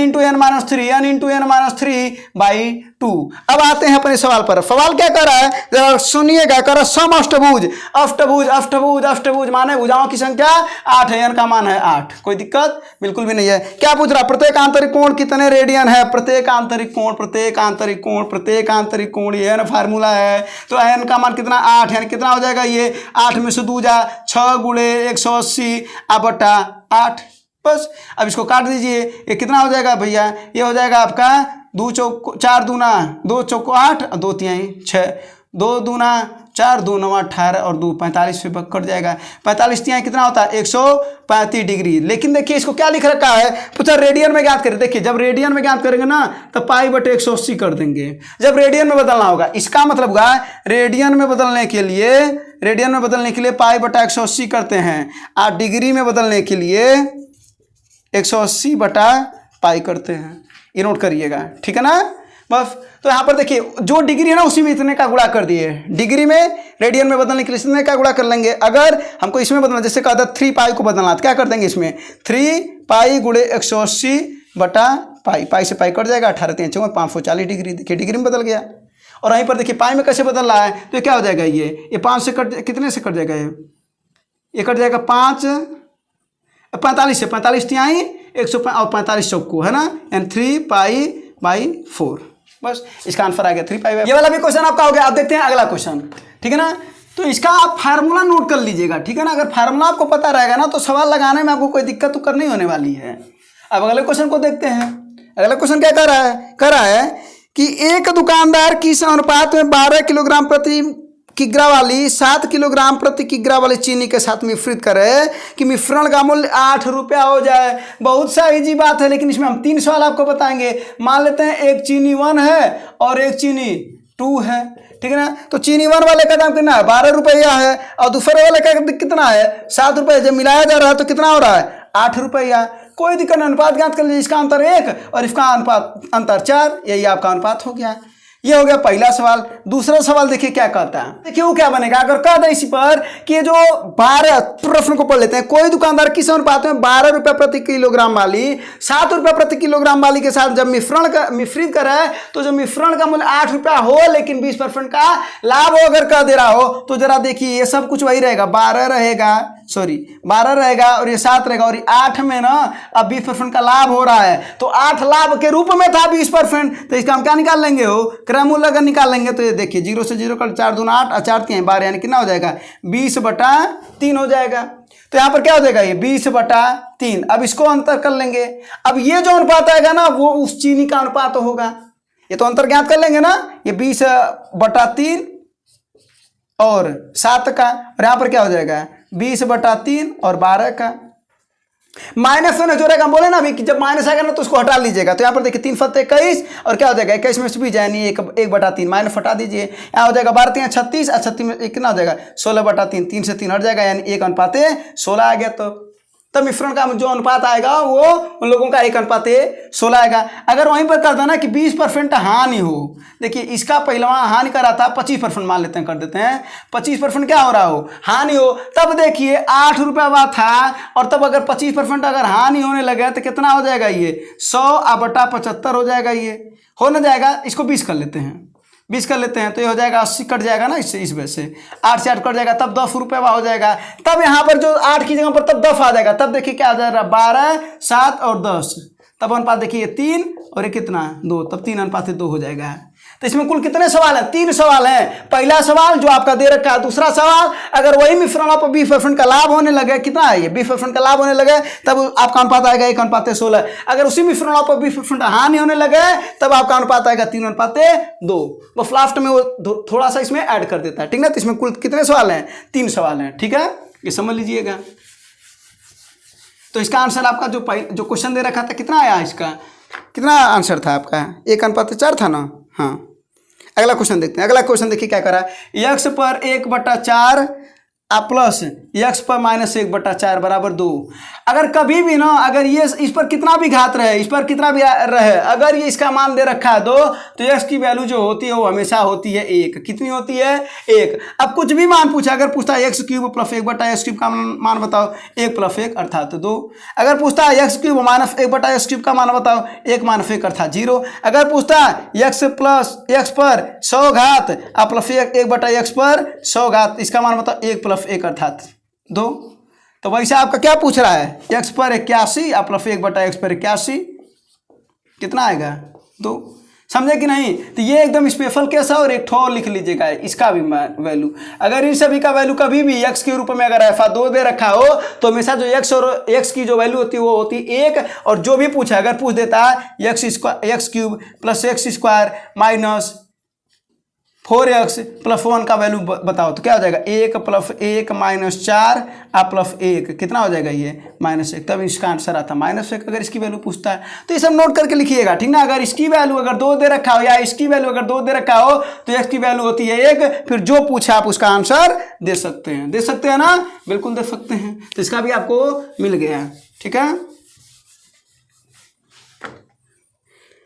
हाँ, चलते अगला क्वेश्चन जरा देखिए। करा एक वृत्ताकार पहिए का व्यास 7 मीटर है, व्यास दिया है त्रिज्या नहीं, व्यास दिया है त्रिज्या नहीं, और क्या कर रहा है वो 22 किलोमीटर तक चलने में उसके कुल कितने चक्कर करने होंगे। अब बताइए, मान लीजिए कोई इस पर चक्करवा करेगा तो इसी पर ना चलेगा, इसी पर चलने का मतलब हुआ परिधि पर चलेगा। किस पर चलेगा परिधि पर चलेगा। अब वृत्त की परिधि क्या होती है, वृत्त की परिधि होती है 2πr, क्या होती है 2πr।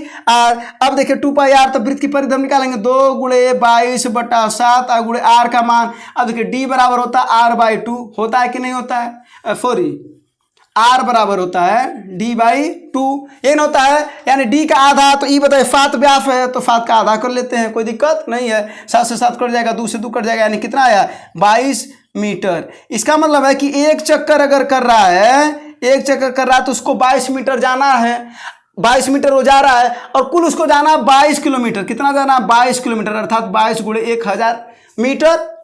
1 मीटर में कितना जा रहा है 22 मीटर, बस 22 से 22 कट जाएगा। कितना चक्कर करना पड़ेगा उसको 1000 चक्कर करना पड़ेगा, कोई दिक्कत बिल्कुल भी नहीं है। तो परिधि नोट करके लिखिएगा इसका, और ये फार्मूला नोट करके लिखिएगा। अगर क्षेत्रफल की बात करें तो इसको भी नोट करके लिखिएगा, पाई आर स्क्वायर, ठीक है ना। तो ये सब फार्मूले रखे रहिएगा, ठीक है। चलिए अगले क्वेश्चन की बात करें। हाँ, अगला क्वेश्चन देखिए जरा सा, क्या कर रहा है, 9 सेंटीमीटर और 6 सेंटीमीटर के दो वृत्त हैं, ठीक है ना। अब देखिए ये दो वृत्त हैं, एक 9 सेंटीमीटर का और एक मान लेते हैं 6 सेंटीमीटर का। ये 9 सेंटीमीटर वाला है, 6 सेंटीमीटर वाला है। इसका केंद्र होगा, जाहिर सी बात होगा। इसके बीच की दूरी होगी, बिल्कुल होगी। मान लेते हैं इसके बीच की दूरी कितनी है, d है। अब देखिए ये इसका स्पर्शी है, इसको कहते हैं उभयनिष्ठ अनुस्पर्शी। क्या कहते हैं, अनुस्पर्शी। और इसको जो ये टच करता है ना, मतलब ये देखिए टच नहीं किया, इसको बोलते हैं तिर्यक स्पर्शी। क्या कहते हैं, तिर्यक स्पर्शी। तो नोट करिएगा, यहाँ पर फार्मूला नोट करिएगा।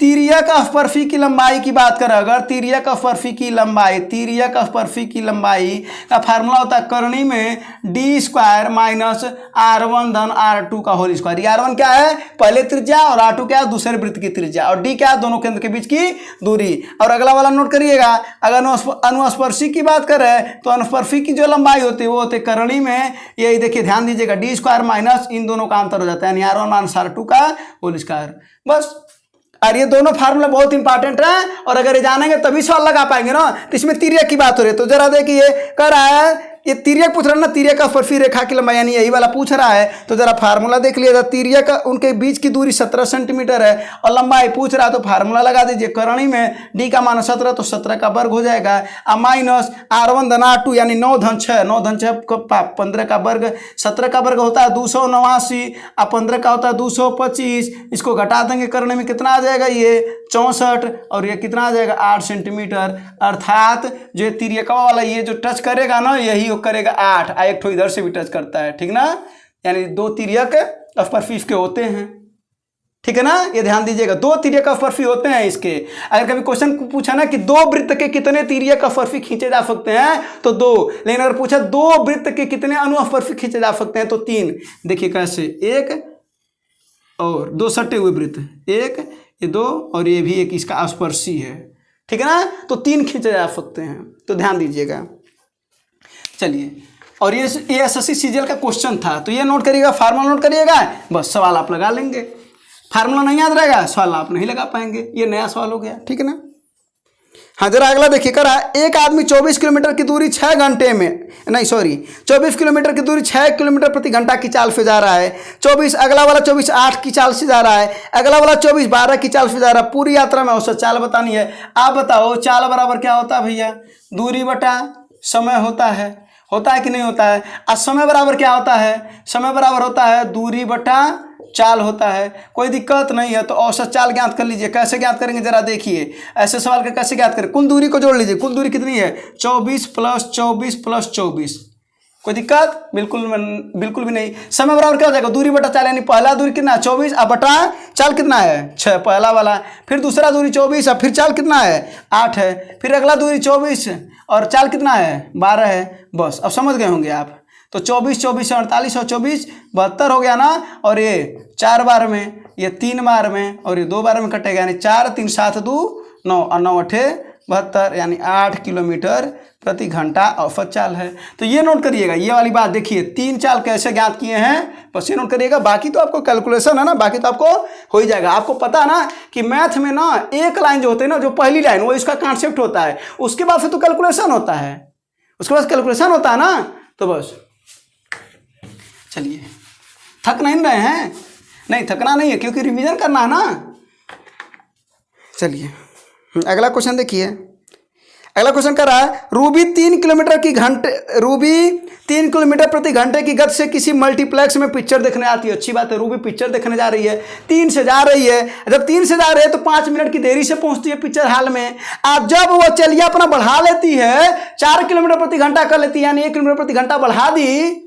क्वेश्चन ऐसे भी कर सकता था कि यदि वो 1 किलोमीटर प्रति घंटा अपना बढ़ा सकती है, या तो बढ़ाने पर दे सकता था, नहीं तो सीधा सीधा दे दिया है। तब कह रहा 5 मिनट जल्दी पहुंच जाती है, यानी पहले ही पहुंच गई अपना पिक्चर देखने। तो कह रहा है कुल दूरी बताओ। तो देखिए, दूरी ज्ञात करने का सबसे शानदार और जबरदस्त ट्रिक, और आपको बेस भी बता देते हैं। जो चाल है ना उनका गुणा कर लीजिए, यानी 3 × 4 और इनका अंतर ले लीजिए। 1 अगुड़े कितना, कुल जो समय का अंतर है, समय का अंतर ले लीजिए, समयांतर जिसको बोलते हैं, समय का अंतर कितना है, 5 लेट और 5 पहले, यानी कुल 10। तो ये मिनट आ रहा है ना, ध्यान दीजिएगा, मिनट है ना, तो 10/60 कर देंगे। अगर घंटा रहता तो कुछ नहीं करते, और कर देता 1 घंटा पहले पहुंच रहे और 1 घंटा बाद, तो केवल 2 कर देते बस। मिनट है ना, तो मिनट बटे तो 60 कर देते हैं बस। इसी को कर लीजिए, 10 छक्के 60, अच्छा ये न हो जाएगा, 3 दूना 6 और 2 दूना 4, दूरी कितनी आई जी, 2 किलोमीटर। एक और तरीका है, समयांतर कितना भैया, 10 मिनट है ना, तो 10/60 कर लेते हैं।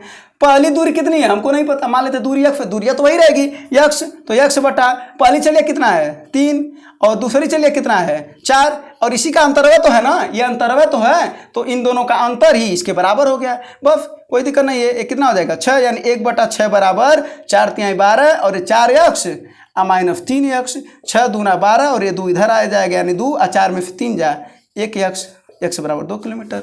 ये दूसरा तरीका हो गया, ये पहला तरीका हो गया। बस सबसे शानदार ये है, लगा लीजिए, कोई दिक्कत नहीं है, ठीक ना। तो बस, तो रूबी पिक्चर देखने गई थी, 2 किलोमीटर की दूरी पर गई थी, और आप अभी पिक्चर उच्चर ना देखिए, ठीक ना। अभी आप पढ़ करके मेहनत करके नौकरी करिए और पैसा कमाइए, और पिक्चर अलग खरीद लीजिए, सिनेमा प्लेक्स में खरीद लीजिए, ठीक ना, अपना होगा, बैठ करके देखिए। चलिए, और ये सवाल बड़ा इंपॉर्टेंट है, ठीक है ना।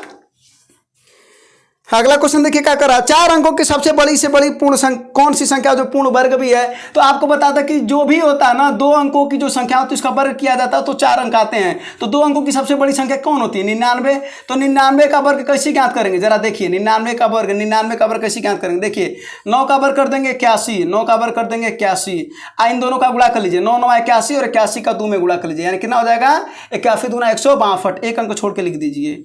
ये क्या कर रहे हैं, देखिए, 8 2 10, 8 6 1 7 1 8 8 1 9, ये हो जाएगा 98 आपका आंसर मिल गया। आपको एक और बात बता देते, 1 से लेकर के 99 तक, यानी 100 तक वर्ग ज्ञात करना आपको सिखा दे रहे हैं, ठीक है ना। इसी साथ साथ में मान लेते हैं आपको किसका ज्ञात करना, 56 का वर्ग।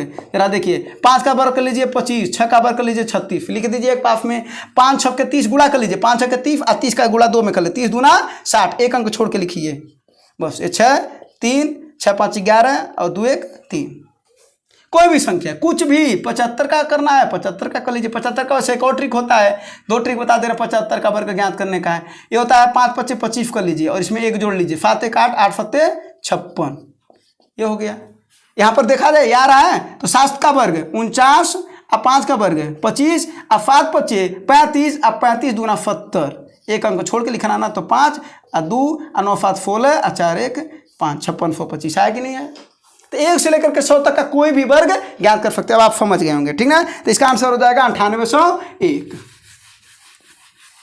सीखिए अपने से, ये सब कैलकुलेशन वगैरह अपने सीखिए, वरना ना यहाँ पर सीखेंगे भी अगर ना, तो वहाँ जा करके मिसमैच हो जाएगा, ठीक ना। कैलकुलेशन सीखने का एक और तरीका बता देते हैं, अगर आप चाहें तो कर सकते हैं। जैसे पहाड़ा लिख लीजिए, 2 दूना 4 2 3, ये पहाड़ा लिख लीजिए, आपको बता रहे हैं, रुक जाइए, ये ना है। इसको जानते हैं कि ऊपर नीचे ऐसे जोड़िए, लेकिन मन में जोड़िए, कहीं लिख करके नहीं, मन में। जैसे 2 4 6 6 6 12 12 8 20 20 10 30 30 12 42, ऐसे सीधे जोड़ना है, ये नहीं कि 30 2 32, ऐसे नहीं जोड़ना है। 30 12 42 42 14 56 56 16 72 72 और 18 आपका 90 और 90 20 110 हो गया ना। आपको कहीं न गुणा, कहीं भी लिखना उखना नहीं है कि 32 और 12 ऐसे नहीं लिखना नहीं, आपको मन में जोड़ना है सब। और वही काम ऊपर से कर लीजिए, 20 18 29 38 और ऐसे ऊपर से नीचे जोड़ते जाएंगे। अगर ये भी 110 आ रहा है, इसका मतलब सही है। ऐसा लेकर के 2 से 10 तक पहाड़ा लिख लीजिए और उसको नीचे ऊपर जोड़ते रहे, कैलकुलेशन, और माइंड आपका एक्टिव हो जाएगा। जब एक बार माइंड एक्टिव हो जाएगा, कैलकुलेशन की गलती खत्म हो जाएगी, आपकी धीरे धीरे कम हो जाएगी, ठीक ना। और हम आपको ये भी बता दे रहे हैं, किसी भी पहाड़े का योग, साथ साथ में चलिए एक और बात लिख लीजिए, किसी भी पहाड़े का योग, कोई भी पहाड़ा कहाँ से होता है, दहाइम तक, माने 2 दहाइम 20 3 दहाइम 30 11 दहाइम 110 12 दहाइम 120। तो अगर किसी भी पहाड़े का अगर योग ज्ञात करना है, तो पहाड़े की पहली संख्या गुणे 55, अर्थात 2 के पहाड़े का अगर योग ज्ञात करना है तो क्या कर लेंगे, 2 का पहले 2 है और गुणे 55 अर्थात 110। आया कि नहीं आया था। अगर 3 के पहाड़े का ज्ञात करना तो 3 गुणे 55 कितना हो जाएगा, 65। अगर 18 के पहाड़े का योग ज्ञात करना है तो 18 गुणे 55, 20 के पहाड़े का ज्ञात करना है तो 20 गुणे 55, बस। ठीक है, ये सब आपका आंसर हो जाएगा। तो ये नोट करके लिख लीजिएगा, और साथ साथ में कैलकुलेशन भी आपका अच्छा हो जाएगा, है ना। तो हम बार बार एक बात कहते हैं आपसे, जो मैथ है ना आपका 2 पार्टों में डिवाइड होता है मुख्यतः। पहला थियरी और दूसरा माने कॉन्सेप्ट जिसको बोलते हैं आप, और दूसरा कैलकुलेशन। अगर ये दोनों आपके साथ है, फॉल लगाने में कोई दिक्कत नहीं होने वाली है, ठीक ना। अदरवाइज कभी कभी कॉन्सेप्ट समझ में आता है, कैलकुलेशन ही नहीं हो पाता है, और कभी कभी कैलकुलेशन तो कर ही लेते हैं, कॉन्सेप्ट नहीं समझ में आता है। तो दोनों काम करना है, ठीक है ना। चलिए अगले क्वेश्चन पर चलते हैं। जरा देखिए यहाँ पर भी क्या करा, 160 मीटर लंबी 2 रेलगाड़ी। देखिए 2 रेलगाड़ी वाली बात आ गई। हमें हमेशा यही देखेंगे कि विपरीत है कि समान है, विपरीत है कि समान है। यहाँ पर क्या है भैया, विपरीत है तो विपरीत में क्या कर देंगे, दोनों की चाल को जोड़ देंगे। यानी मान लेते हैं पहले की चाल x है, दूसरे की चाल y है, तो यही क्या हो जाएगा, दूरी बटा समय, चाल बराबर, लिखवाइए जरा, चाल बराबर दूरी बटा समय। यहाँ पर जब 2 ट्रेनें एक दूसरे को पार कर रही होती हैं तो दोनों ट्रेनों की लंबाई ऐड कर देते हैं, यानी train first plus train second की लंबाई अब बटा कुल समय। बस अब देखिए क्या कर रहा है, क्या ज्ञात करना है, समय ना। तो पहले तो ये देख लीजिए, एक है 77 और एक है 67, कोई दिक्कत नहीं है। एक है 160 मीटर की और दूसर की 140 मीटर की। समय हमको पूछ रहा है, क्या दिक्कत है, यही तो करना है। देखिए 7 7 14 और 7 6 13 1 14। अगले क्या कर देंगे कि ये किस में बदल जाए, किस में बदल जाए, मीटर पर सेकंड में। तो 5/18 कर देते हैं, और ये कितना हो जाएगा, हो ये हो जाएगा 300 बटा समय। 18 8 144 है ना, और कितना हो जाएगा 8 5 40, 8 5 40 ना। तो समय बराबर हो जाएगा आपका, ये 5 6 30 ऐसे काट लीजिए, 4 दूना 8 और 4 15 60, यानी 15 बटा 2, यानी 7.5 सेकेंड। 7.5 सेकेंड लगेगा उन दोनों को एक दूसरे को पार करने में। बस ये आपका सवाल हो गया, कोई दिक्कत नहीं है। अभी कॉन्सेप्ट हम आपको समझाइएगा किए थे। यही समान वाला बोल देता तो क्या कर देते, तब दोनों चलिया को घटा देते, तब इधर वाला जो चलिया था वो घट करके आता, उधर सब कुछ वही रहता है, तब वो समय पता हो जाता है। नहीं पता हो जाता है, दोनों का कितना था देखिए, 77 और 67 का अंतर ले लेते तो 10 हो जाता है। 10 बराबर 300 बटे 5/18 करते ना, बटे समय। यहाँ पर तब समय ज्ञात हो जाता है, हो ना जाता है, बस ये आपका आंसर हो जाता है। चलिए अगला फल जरा देखिए क्या है। करा एक लड़का स्थिर पानी में 10 किलोमीटर प्रति घंटा की गति से तैर रहा है। अच्छी बात है, यानी पानी में तैर रहा है एक लड़का है, तो लड़के की जो गति है वो कितनी है, 10 किलोमीटर प्रति घंटा। और क्या है, धारा की गति है 5 किलोमीटर प्रति घंटा। यानी यहाँ पर समझ लीजिए नाव की जगह पर लड़का दे रखा है, बस और कुछ बात नहीं है, ठीक ना। कह रहा है 60 किलोमीटर तैरने में उसे कितना समय लगेगा, कब, अभी ये कुछ पता नहीं है, कोई बात नहीं, पता कर लेते हैं। देखिए अगर 60 किलोमीटर जाएगा तो ये बताइए क्या पूछ रहा है, समय ना। तो समय बराबर क्या होता है, दूरी बटा चाल। अब एक बात बताइए, चाल 2 तरीके का हो सकता है, एक अनुकूल और एक प्रतिकूल। कोई दिक्कत बिल्कुल भी नहीं है। तो यहाँ पर अगर हम ज्ञात करें दूरी बटा, अगर हम अनुकूल करें एक पार्ट, और एक जगह पर हम दूरी बटा प्रतिकूल करें, देखते हैं दोनों जगह क्या क्या समय आता है। तो दूरी कितना दिया है 60, और अनुकूल में क्या करते हैं, दोनों को जोड़ते हैं तो 10 5 15 और 15 चौक को 60, यानी 4 किलोमीटर, अरे सॉरी 4 घंटा। ये 4 घंटा क्या आया है, जब अनुकूल था, यानी धारा के साथ अगर जाएगा तो 4 घंटा लगेगा। बात ये नहीं हुआ। इधर देख लेते हैं, इधर हो गया 60 बटा प्रतिकूल, माने दोनों को घटा देते हैं तो 5, ये कितना हो जाएगा 12 ना, 12 घंटा। ये क्या, धारा के विरुद्ध या प्रतिकूल बोल सकते हैं, यानी धारा के जब विरुद्ध जाएगा तब 12 घंटा लगेगा, और धारा के साथ जाएगा तो 4 घंटा लगेगा। जो आपके ऑप्शन में है बता दीजिए, धारा के साथ 4 घंटा, ऑप्शन नंबर 4 आपका सही है। और हो जो देखिए धारा के साथ 12 घंटा, धारा के साथ थोड़ी, धारा के विरुद्ध 12 घंटा। अगर ये होता है तो एक और ऑप्शन बनाता है। अगर मान लीजिए धारा के साथ का ना, धारा के विरुद्ध का होता तो 2 ऑप्शन बनाता है। ऑप्शन मान लीजिए पहला इसको बनाता, दूसरा इसको तो कह देता, तीसरा उपरोक्त तो दोनों, ठीक है ना। चलिए तो ये आपको समझना था बस। अब अगला क्वेश्चन देखते हैं। हाँ अगला क्वेश्चन देखिए क्या कर रहा है आपका, अरे देखिए, ये तो गजब क्वेश्चन है, कितनी बार आ गया, कितनी बार अब बता चुके हैं। फकल छूट अगर ज्ञात करना होता है तो क्या करते हैं, हम बोले थे पहला मान लीजिए 100, मूल मानते हैं 100, मूल कितना 100, मूल कितना 100, मूल कितना 100, बस। अब उसी में कारनामा करते रहिए। क्या 20% का छूट दे रहा ना, सब छूट दे रहा ना, तो 20 का छूट देंगे तो 80/100 हो जाएगा। अगर वृद्धि करता तो बढ़ा देते, लेकिन तो छूट दे रहा, छूट हमेशा कम होता है ना। तो 20, और अगला दे रहा 30 का तो 70/100, और अगला दे रहा कितना 40 का तो 60/100, यही ना हो गया। बस 100 से 100 कट गया, ये 2 जीरो 2 जीरो से कट गया, 1 जीरो इससे कट गया, तो कितना हो गया है 8 फत्ते 56, और 56 गुणे 6/10, ये हो जाएगा कितना 6 6 के 36, और 6 5 30 3 33, बटे 10 है तो 33.6। लेकिन ये थोड़ी ना होगा, ये तो आपको छुटवा है ना, तो आपका कितना रह गया, यही नहीं कह रहा है। तो 100 में से क्या कर देंगे, इसको 36.6 को घटा देंगे, तो ये आपका कितना आ जाएगा, ये आ जाएगा 66.4% आ जाएगा ना। अरे ये 33 है, हाँ ठीक है, 66.4%। बस, तो आपको पता चल गया कि ये छूट कैसे ज्ञात करते हैं। तो इसका आंसर ये हो गया, जो आता है वो बाद में 100 में से क्या करते हैं, घटा देते हैं, वही आपका छूट हो जाता है टोटल। ठीक है, अगला जरा देखिए, अगला सवाल अच्छा सवाल है। क्या कह रहा है, कह रहा चक्रवृद्धि ब्याज पर निवेशित एक निश्चित धनराशि 3 वर्ष में 800 रुपया और 4 वर्ष में 840 रुपया होती है। तो देखिए, बाद बटा पहले कर देते हैं, बराबर 1 + r/100, समय 3 और 4 है, तो इसका अंतर ले लीजिए। अंतर कितना आया जी, अंतर आया 1, यही इस पर एक घात लगा लीजिए, बस यही आपका सवाल है। कहाँ से है वो अभी बता रहे, पहले सवाल को लगा लीजिए। 840 बटे 800 बराबर 1 + r/100, इससे कट जाएगा 21 और ये 20, तो क्या हो जाएगा, ये एक इधर आ जाएगा, यानी 21/20 और -1 बराबर r/100। 20 से करना 20, 21 में से 20 जाए, 1/20 बराबर r/100, 20/2500, यानी r बराबर 5%।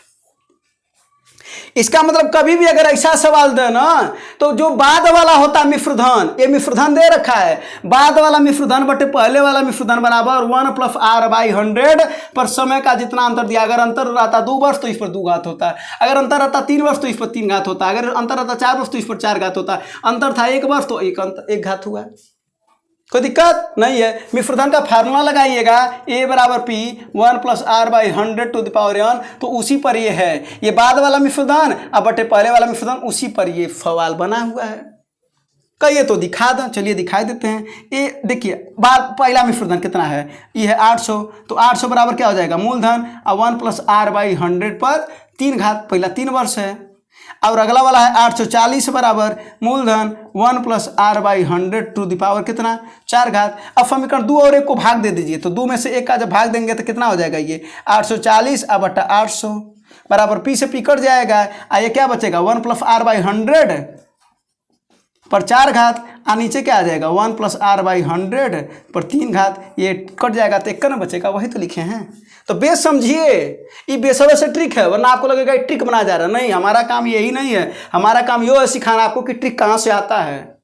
अगर यही आप नहीं जान पाएंगे ना, तो वहाँ जो कन जा करके, यहाँ तो आपको लगेगा अरे कितना जल्दी आ गया, लेकिन वहाँ जा करके भूल जाएंगे, और यही होता भी होगा, यही ना होता है आपके साथ। तो ऐसा नहीं, यहाँ पर आपको सिखाना भी है कि ट्रिक आखिर वास्तव में बनते कहाँ से हैं, ठीक ना। अच्छा, इसी पर एक और सवाल बता दे रहे हैं। अगर यही क्वेश्चन कर देना कि मान लेते हैं आपके पास 300 रुपया है, करा 2 वर्ष में अगर ये कह दे 900 रुपया हो जाती है, तो कितने वर्ष में कह दे ये 2700 रुपया हो जाएगी। अगर ऐसा सवाल दे तो देखिए क्या करते हैं, 300 बटा 900 कर दीजिए, यानी 300 बटा 900, आज जो ये वर्ष उसको 1 बटा घात के रूप में लिख दिए, यानी 1/2। कोई दिक्कत बिल्कुल भी नहीं है। ऐसे ही इधरों कर दीजिए 300 बटा 2700, इस पर घटवा कितना 1/n, मान लेते हैं n वर्ष में हो रही है।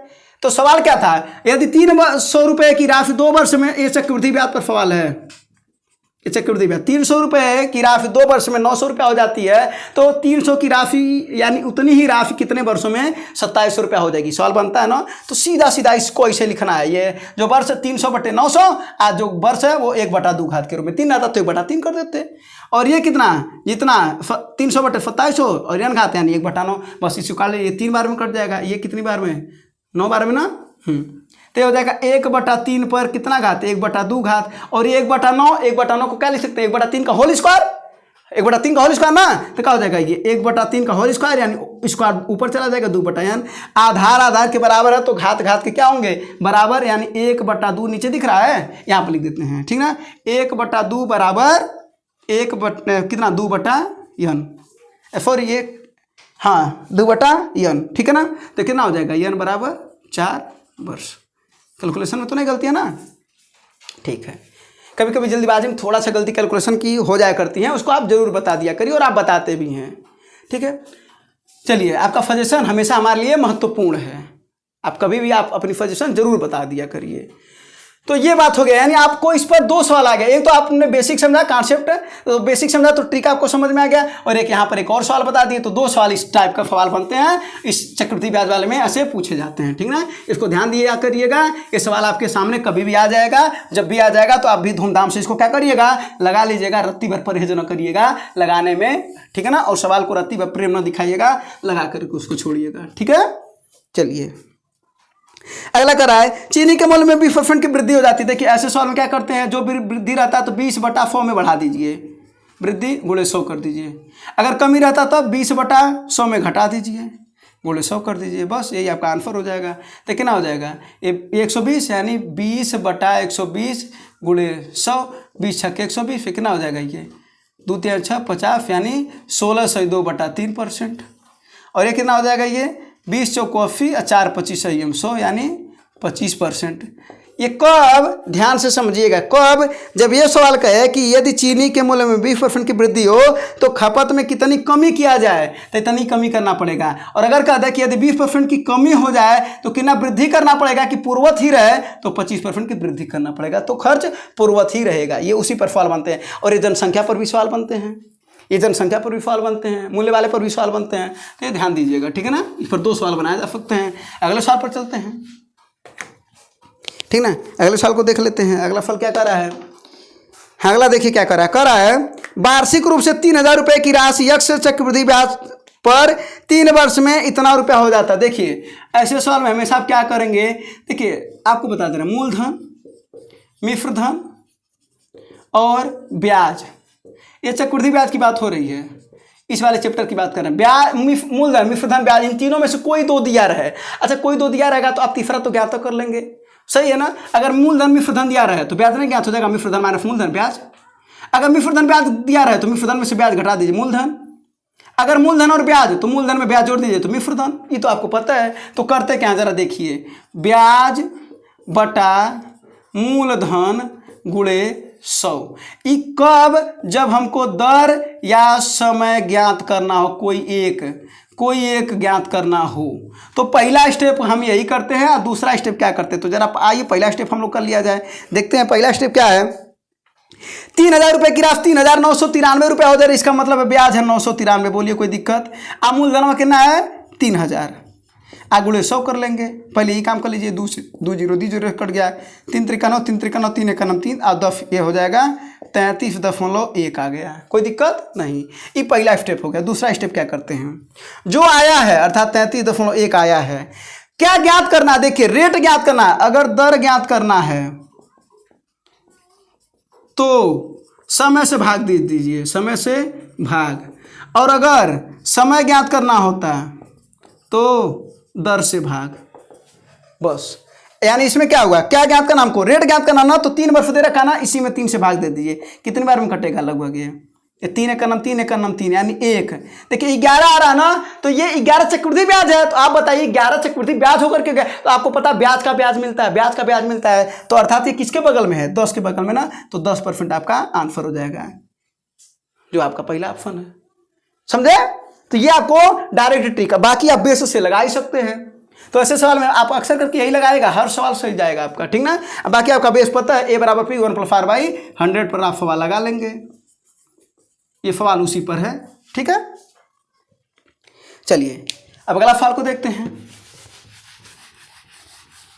तो इसका आंसर आपका आया 10 वर्ष। और वो जो 11 है ना, वो जो सोच रहे होंगे आप कि अरे 11 है कहाँ 10 कर दिए हैं, अरे भाई चक्रवृद्धि ब्याज पर ब्याज मिलता है ना, तो कमन होगा वो रेटवा, रेट का फिर कुछ और बढ़ जाता है, फिर और कुछ बढ़ जाता है।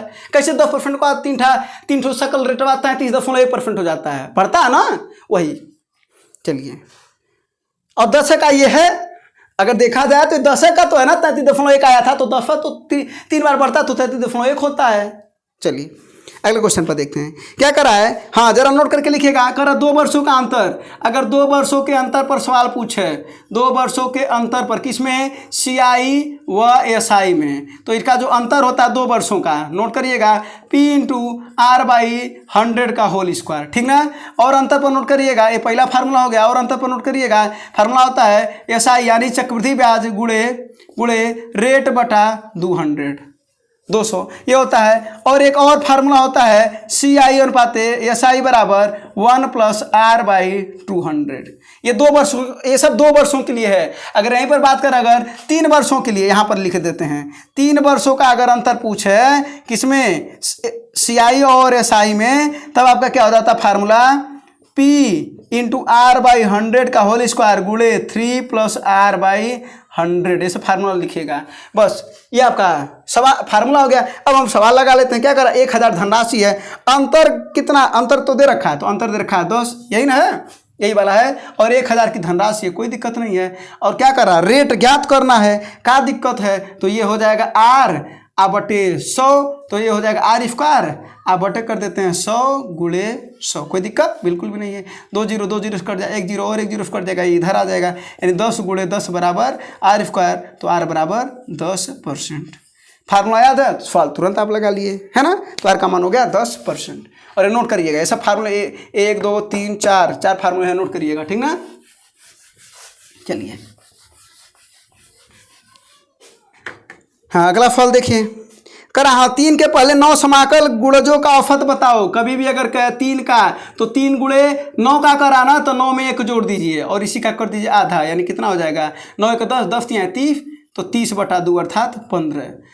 अब अगला सवाल, अगर कहता 15 के 10 गुणजों का औसत बताओ, तो क्या कर लेंगे, 15 पहले करेंगे, गुणे 10 + 1 का आधा, तो कितना हो जाएगा, 15 × 11/2, तो 15 11 में कितना हो जाएगा, 15 दाएं में 150 और 165, 165/2, 2 × 8 16, 2 दूना 4, 82.5। कोई भी सवाल अगला सुनिए। 9 के प्रथम कितना करना हो, 29 गुणजों का औसत ज्ञात करो। क्या करना है, 9 × 1 बढ़ा देना है, यानी 29 में 1 बढ़ा देना, तो क्या हो जाएगा 30/2, तो 2 15, 15 9 135, ये होगा आपका। कोई दिक्कत बिल्कुल भी नहीं है। तो ये सब सवाल नोट करिएगा। और अच्छा ये बताते आता कहाँ पे, ये भी आपको जानना जरूरी है ना। तो देखिए 3 के गुणज की बात कर रहा था ना, तो पहला हो गया 3, दूसरा हो गया 6, अगला हो गया 9, डॉट कितने गुणज की बात किया है, 9, यानी अंतिम संख्या हो जाएगी 27। बोलिए कोई दिक्कत नहीं है। अभी हम आपको बताएं कि अगर औसत ज्ञात करते हैं तो पहला प्लस अंतिम बटे 2 करते हैं, यानी पहला प्लस अंतिम बटे 2 करते हैं, तो 30/2 महाराज आया नहीं 15। तो चाहे ऐसे दिमाग में नोट करिए, चाहे वैसे दिमाग में नोट करिए, जैसे मर्जी वैसे दिमाग में नोट करिए। इसका भी देख लीजिए, 9 के प्रथम 29 गुणज होगा ना, तो 9 का पहला गुणज हो गया 9 और 29 गुणज होगा 29 × 9, ये न हो जाएगा। तो 9 9 81 और 9 दूना 18 और 18 8 26, और इसी में 9 जोड़ दीजिए, अब बटा 2 कर दीजिए, तो 9 1 10 और 6 1 7 और 2/2, इसी का आधा कितना आया जी, 135 नहीं आया।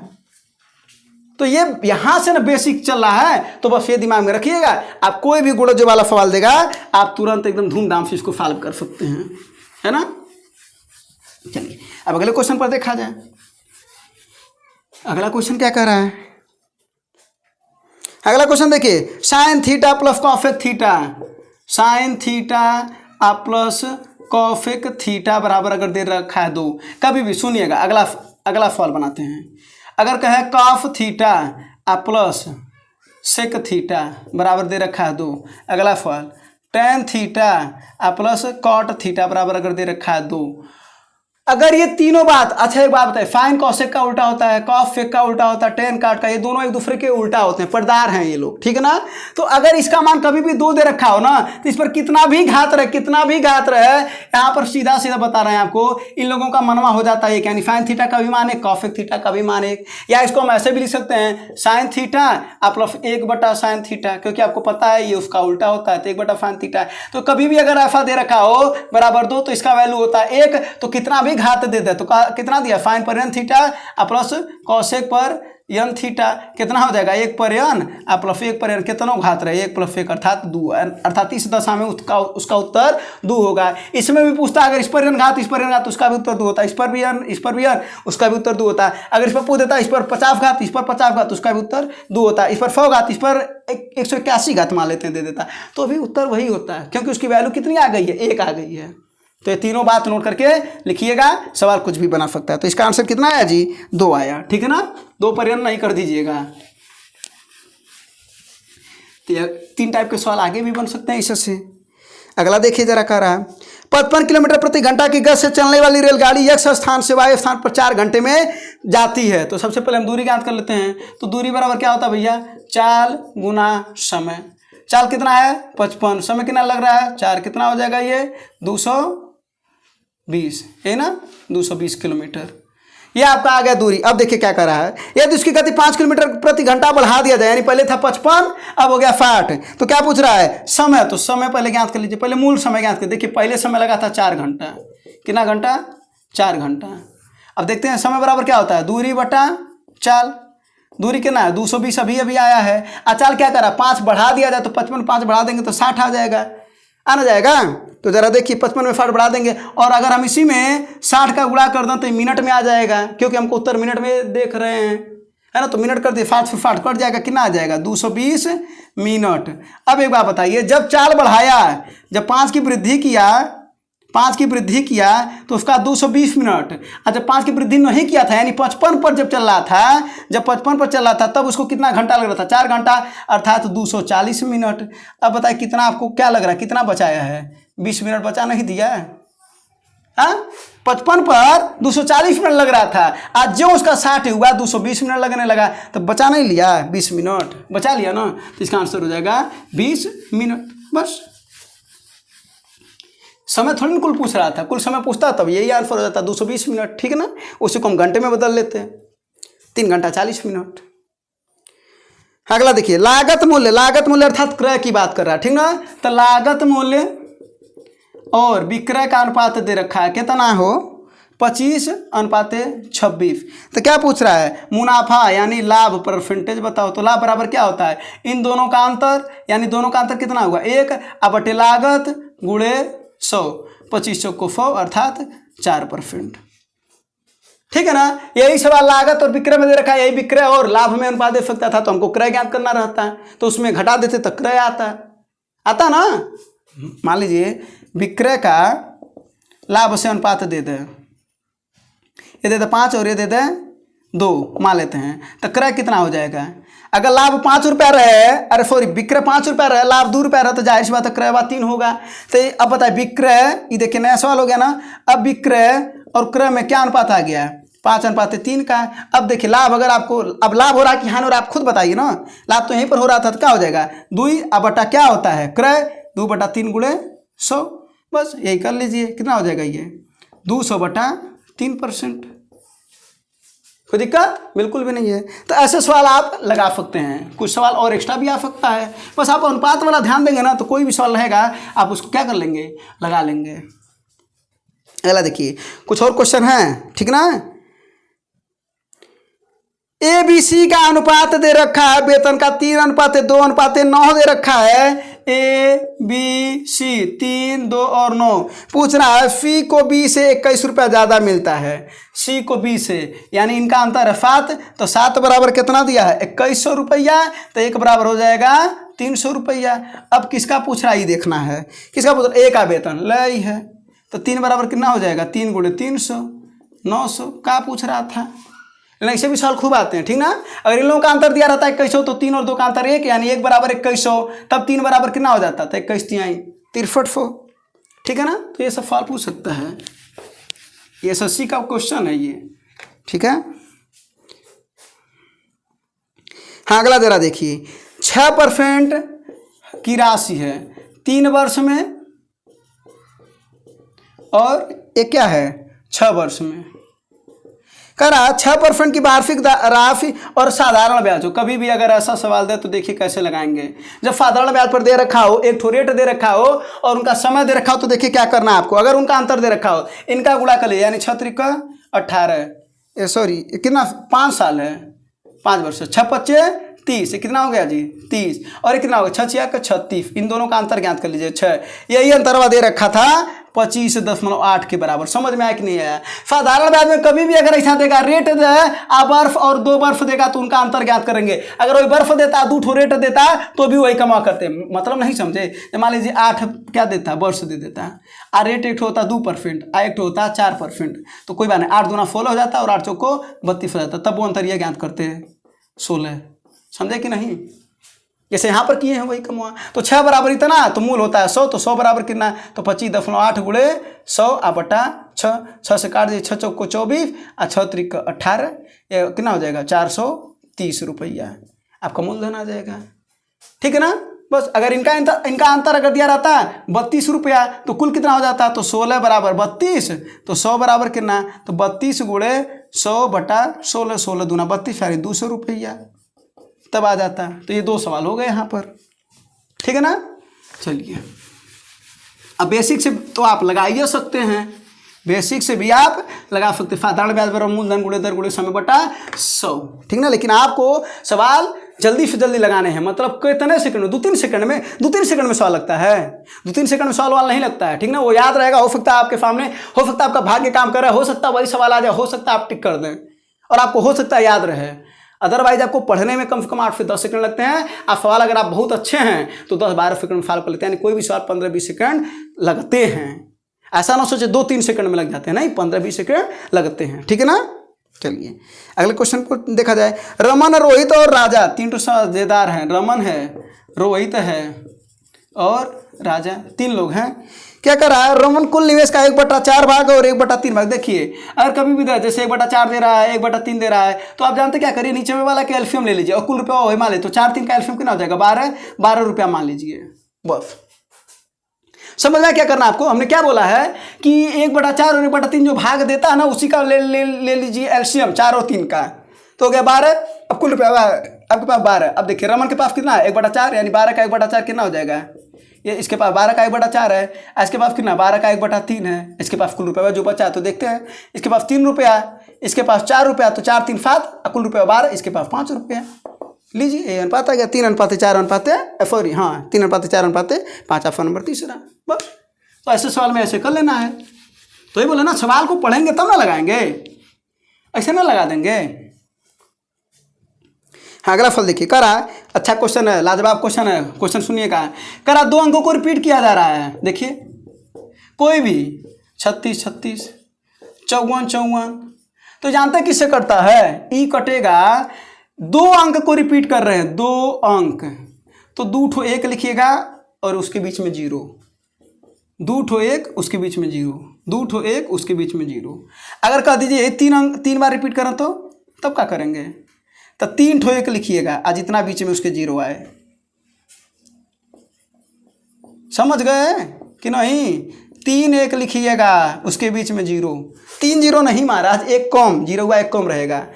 इसका मतलब वो कह रहे होंगे कि अगर यही चीज़ अगर ऐसे लिख देते तो अगर 38 38 38 38, ये कितनी बार है 1 2 3 4, तो क्या करेंगे 4 ठो 1 लिखिए, 1 2 3 4, आज जितने 0 सब इसके बीचवा में ढकेल दीजिए, बस ये इससे कट जाएगा। तो ये नोट करके बात लिखिएगा कि ये किससे कटेगा, 3 अंकों की सबसे छोटी अभाज्य संख्या भी है, साथ साथ में ये भी नोट करके लिखिएगा 3 अंकों की सबसे छोटी अभाज्य संख्या 101 होती है। ठीक है ना, ये भी नोट करके लिख लीजिएगा। तो अभाज्य संख्याओं के बारे में आपको पता है कि 1 से लेकर के अगर 100 तक कुल अभाज्य संख्याओं की संख्या कितनी है 50 है। 1 से लेकर के 50 तक कुल अभाज्य संख्याओं की संख्या कितनी है 15 है। 50 से लेकर के 100 तक कुल अभाज्य संख्याओं की संख्या कितनी है 10। ये सब आपको नोट होना चाहिए। और अगर इसकी बात करें, अगर इसका योग कुल अगर योग कितना है तो 1060 है। इसका अगर 1 से लेकर के 50 तक क्या अगर योग बात करेंगे ना तो ये होता है आपका, ये होता है 342 है, सॉरी 328, सॉरी 342 करें 328। अगर ये बात करें तो यह 732, ये सब नोट करके लिखिएगा। अगर इसका औसत की बात करें तो औसत आप ज्ञात नहीं कर सकते हैं, औसत इसका ज्ञात कर सकते हैं ना। इसका अगर औसत ज्ञात करेंगे तो 1060/25 कर देंगे तो 42 आपका कितना आ जाएगा, 4 या 6 के लगभग आएगा, ठीक ना। अगर 328/15 कर देंगे तो ये आपका आ जाएगा 21.8 के लगभग आएगा। अगर इसको 10 से भाग देंगे तो 73.2 आएगा। ये सब नोट कर लीजिएगा। ये लेकर के 1 से लेकर के सब सवाल हैं। कितने संख्याएं हैं, योग इसका कितना है, औसत कितना है, 3 3 6 सवाल हैं। अगर आपको याद रहेगा ना तो आपको लगाने की जरूरत नहीं पड़ेगी वहां पर, ठीक है ना। तो ये सब नोट करिएगा। चलिए अब अगले सवाल की बात कर लेते हैं। अगला फल क्या है, अगला फल देखिए, कह रहा है किसी बैग को 230 रुपये में बेचे जाने पर 15% का लाभ हो रहा है। तो सबसे पहले 230 रुपये में बेचा जा रहा है, सबसे पहले ही बेचा गया ना, पहले बेचा जा रहा है तो इसका क्रय मूल्य ज्ञात कर लेते हैं। तो क्या हो जाएगा, 100/115।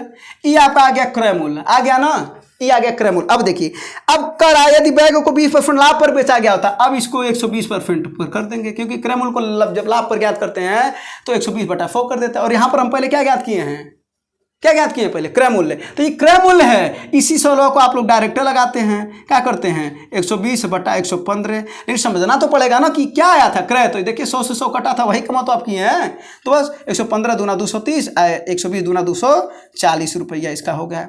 लेकिन अगर इसी 16 में ना अगर केवल 200 रुपये 230 रुपये की जगह सवाल बना रहे हैं, एक और सवाल अगर कह देता है कि यदि किसी बैग को 15% में लाभ, किसी बैग को 15% लाभ में बेचा जाता, फल सुनिए, किसी बैग को 15% लाभ में बेचा जाता, यदि उसे 230 रुपया अधिक में बेचा जाता तो उसे 20% का लाभ होता। अब यहाँ पर सुनिएगा, अगर कभी भी शब्द यूज करें अधिक या कम, अधिक या कम यूज करें तो लाभ लाभ दिया रहे, ये महाराज लाभ लाभ दिया रहे, हानि हानि दिया रहे, तो इन दोनों को क्या करते हैं, वो घटाते हैं। क्या करते हैं, घटाते हैं। अगर लाभ हानि दिया रहे, लाभ हानि दिया रहे, हानि लाभ दिया रहे, तो क्या करते हैं, वो जोड़ते हैं। क्या करते हैं, जोड़ते हैं। जैसे फॉलोअर चेंज किए थे, समझ में आया।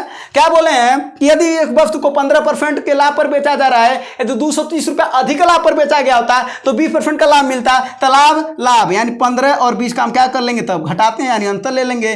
तो देखिए 5 बराबर आपका आ गया, 1 मिनट यहाँ पर चेंज कर लें पेन, आपको समझ में आ जाएगा।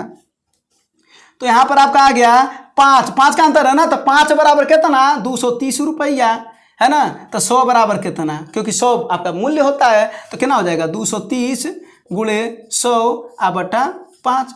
ये कितनी बार में कर जाएगा, 5 दूना 10, 23 दूना 46, 4600 रुपया आपका आ जाएगा। समझ में आया। तो इस पर टोटल बहुत से सवाल बनते हैं। लाभ लाभ पर एक सवाल बन जाएगा, हानि हानि पर सवाल बन जाएगा, लाभ हानि पर, और इस पर 4 सवाल बनते हैं। और प्रयोग करेगा भाषा अधिक या कम, लेकिन इसमें अधिक या कम नहीं प्रयोग किया है। तब यहाँ पर ध्यान देंगे, तब हम सबसे पहले क्या ज्ञात करेंगे, क्रय ज्ञात करेंगे। क्रय के बाद से बेच देंगे, क्या दिक्कत है, तब विक्रय ज्ञात कर लेंगे। और वही हमारा विक्रय आएगा, 240 रुपये में बेचना पड़ेगा, तब जाके उसको 20% का लाभ होगा। कोई दिक्कत नहीं, और कोई दिक्कत वाली बात वो भी नहीं, ठीक है। अब अगले सवाल पर चलें। बस कुछ और सवाल है ना, बस कुछ और सवाल। बस कुछ देर की खामोशी है फिर शोर आएगा, बस कुछ देर की खामोशी है फिर शोर आएगा, लोगों का तो केवल बकताया था, आपका दौर आएगा। ठीक है, चलिए अगला क्वेश्चन देखिए। करा 10 संख्याओं का औसत अगर 14 है, नोट करिएगा 6 से गुणा किया जाए। देखिए पहला बात नोट करिएगा, जो मूल औसत में जितने से गुणा करने के लिए कहा जाएगा उसी से गुणा कर लीजिए, यानी कितने से कहा जा रहा है।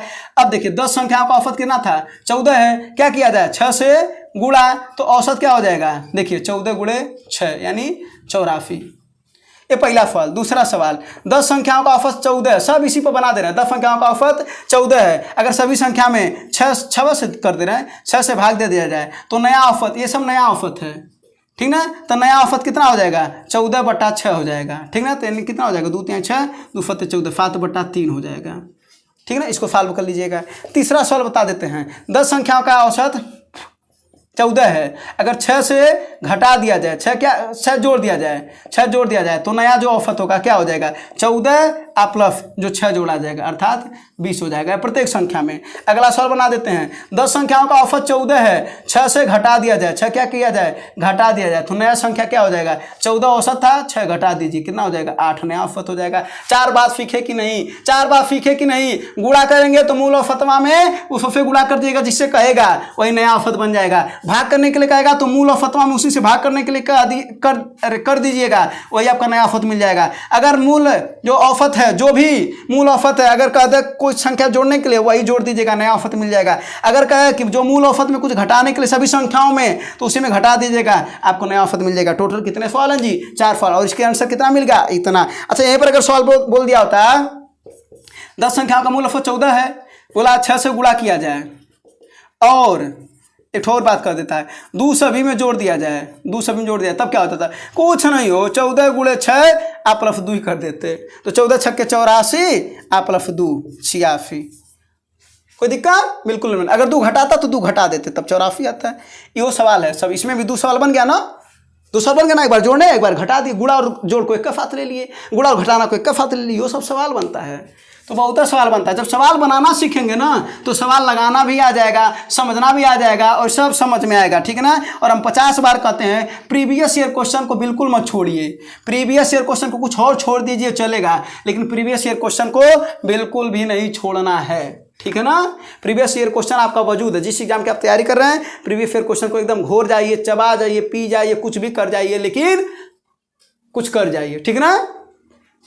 चलिए, इस तरीके से आप सभी लोगों के 45 से 50 क्वेश्चन आपको प्रैक्टिस करा दिए गए हैं, और ये वही सब क्वेश्चन हैं जो आपने पूरे हफ्ते में पढ़ाई करा है। ये रिवीजन वाले क्वेश्चन थे, और इस तरीके से आपको एक क्लास में सभी क्वेश्चन जो आपको परीक्षाओं में आ सकते हैं, या ये संभावित प्रश्न हैं और ये कहीं कहीं पूछे गए हैं, वो सब प्रश्न आपको बता दिए गए हैं। फिर आपको नेक्स्ट क्लास में मिलते हैं, तब तक के लिए धन्यवाद, जय हिंद।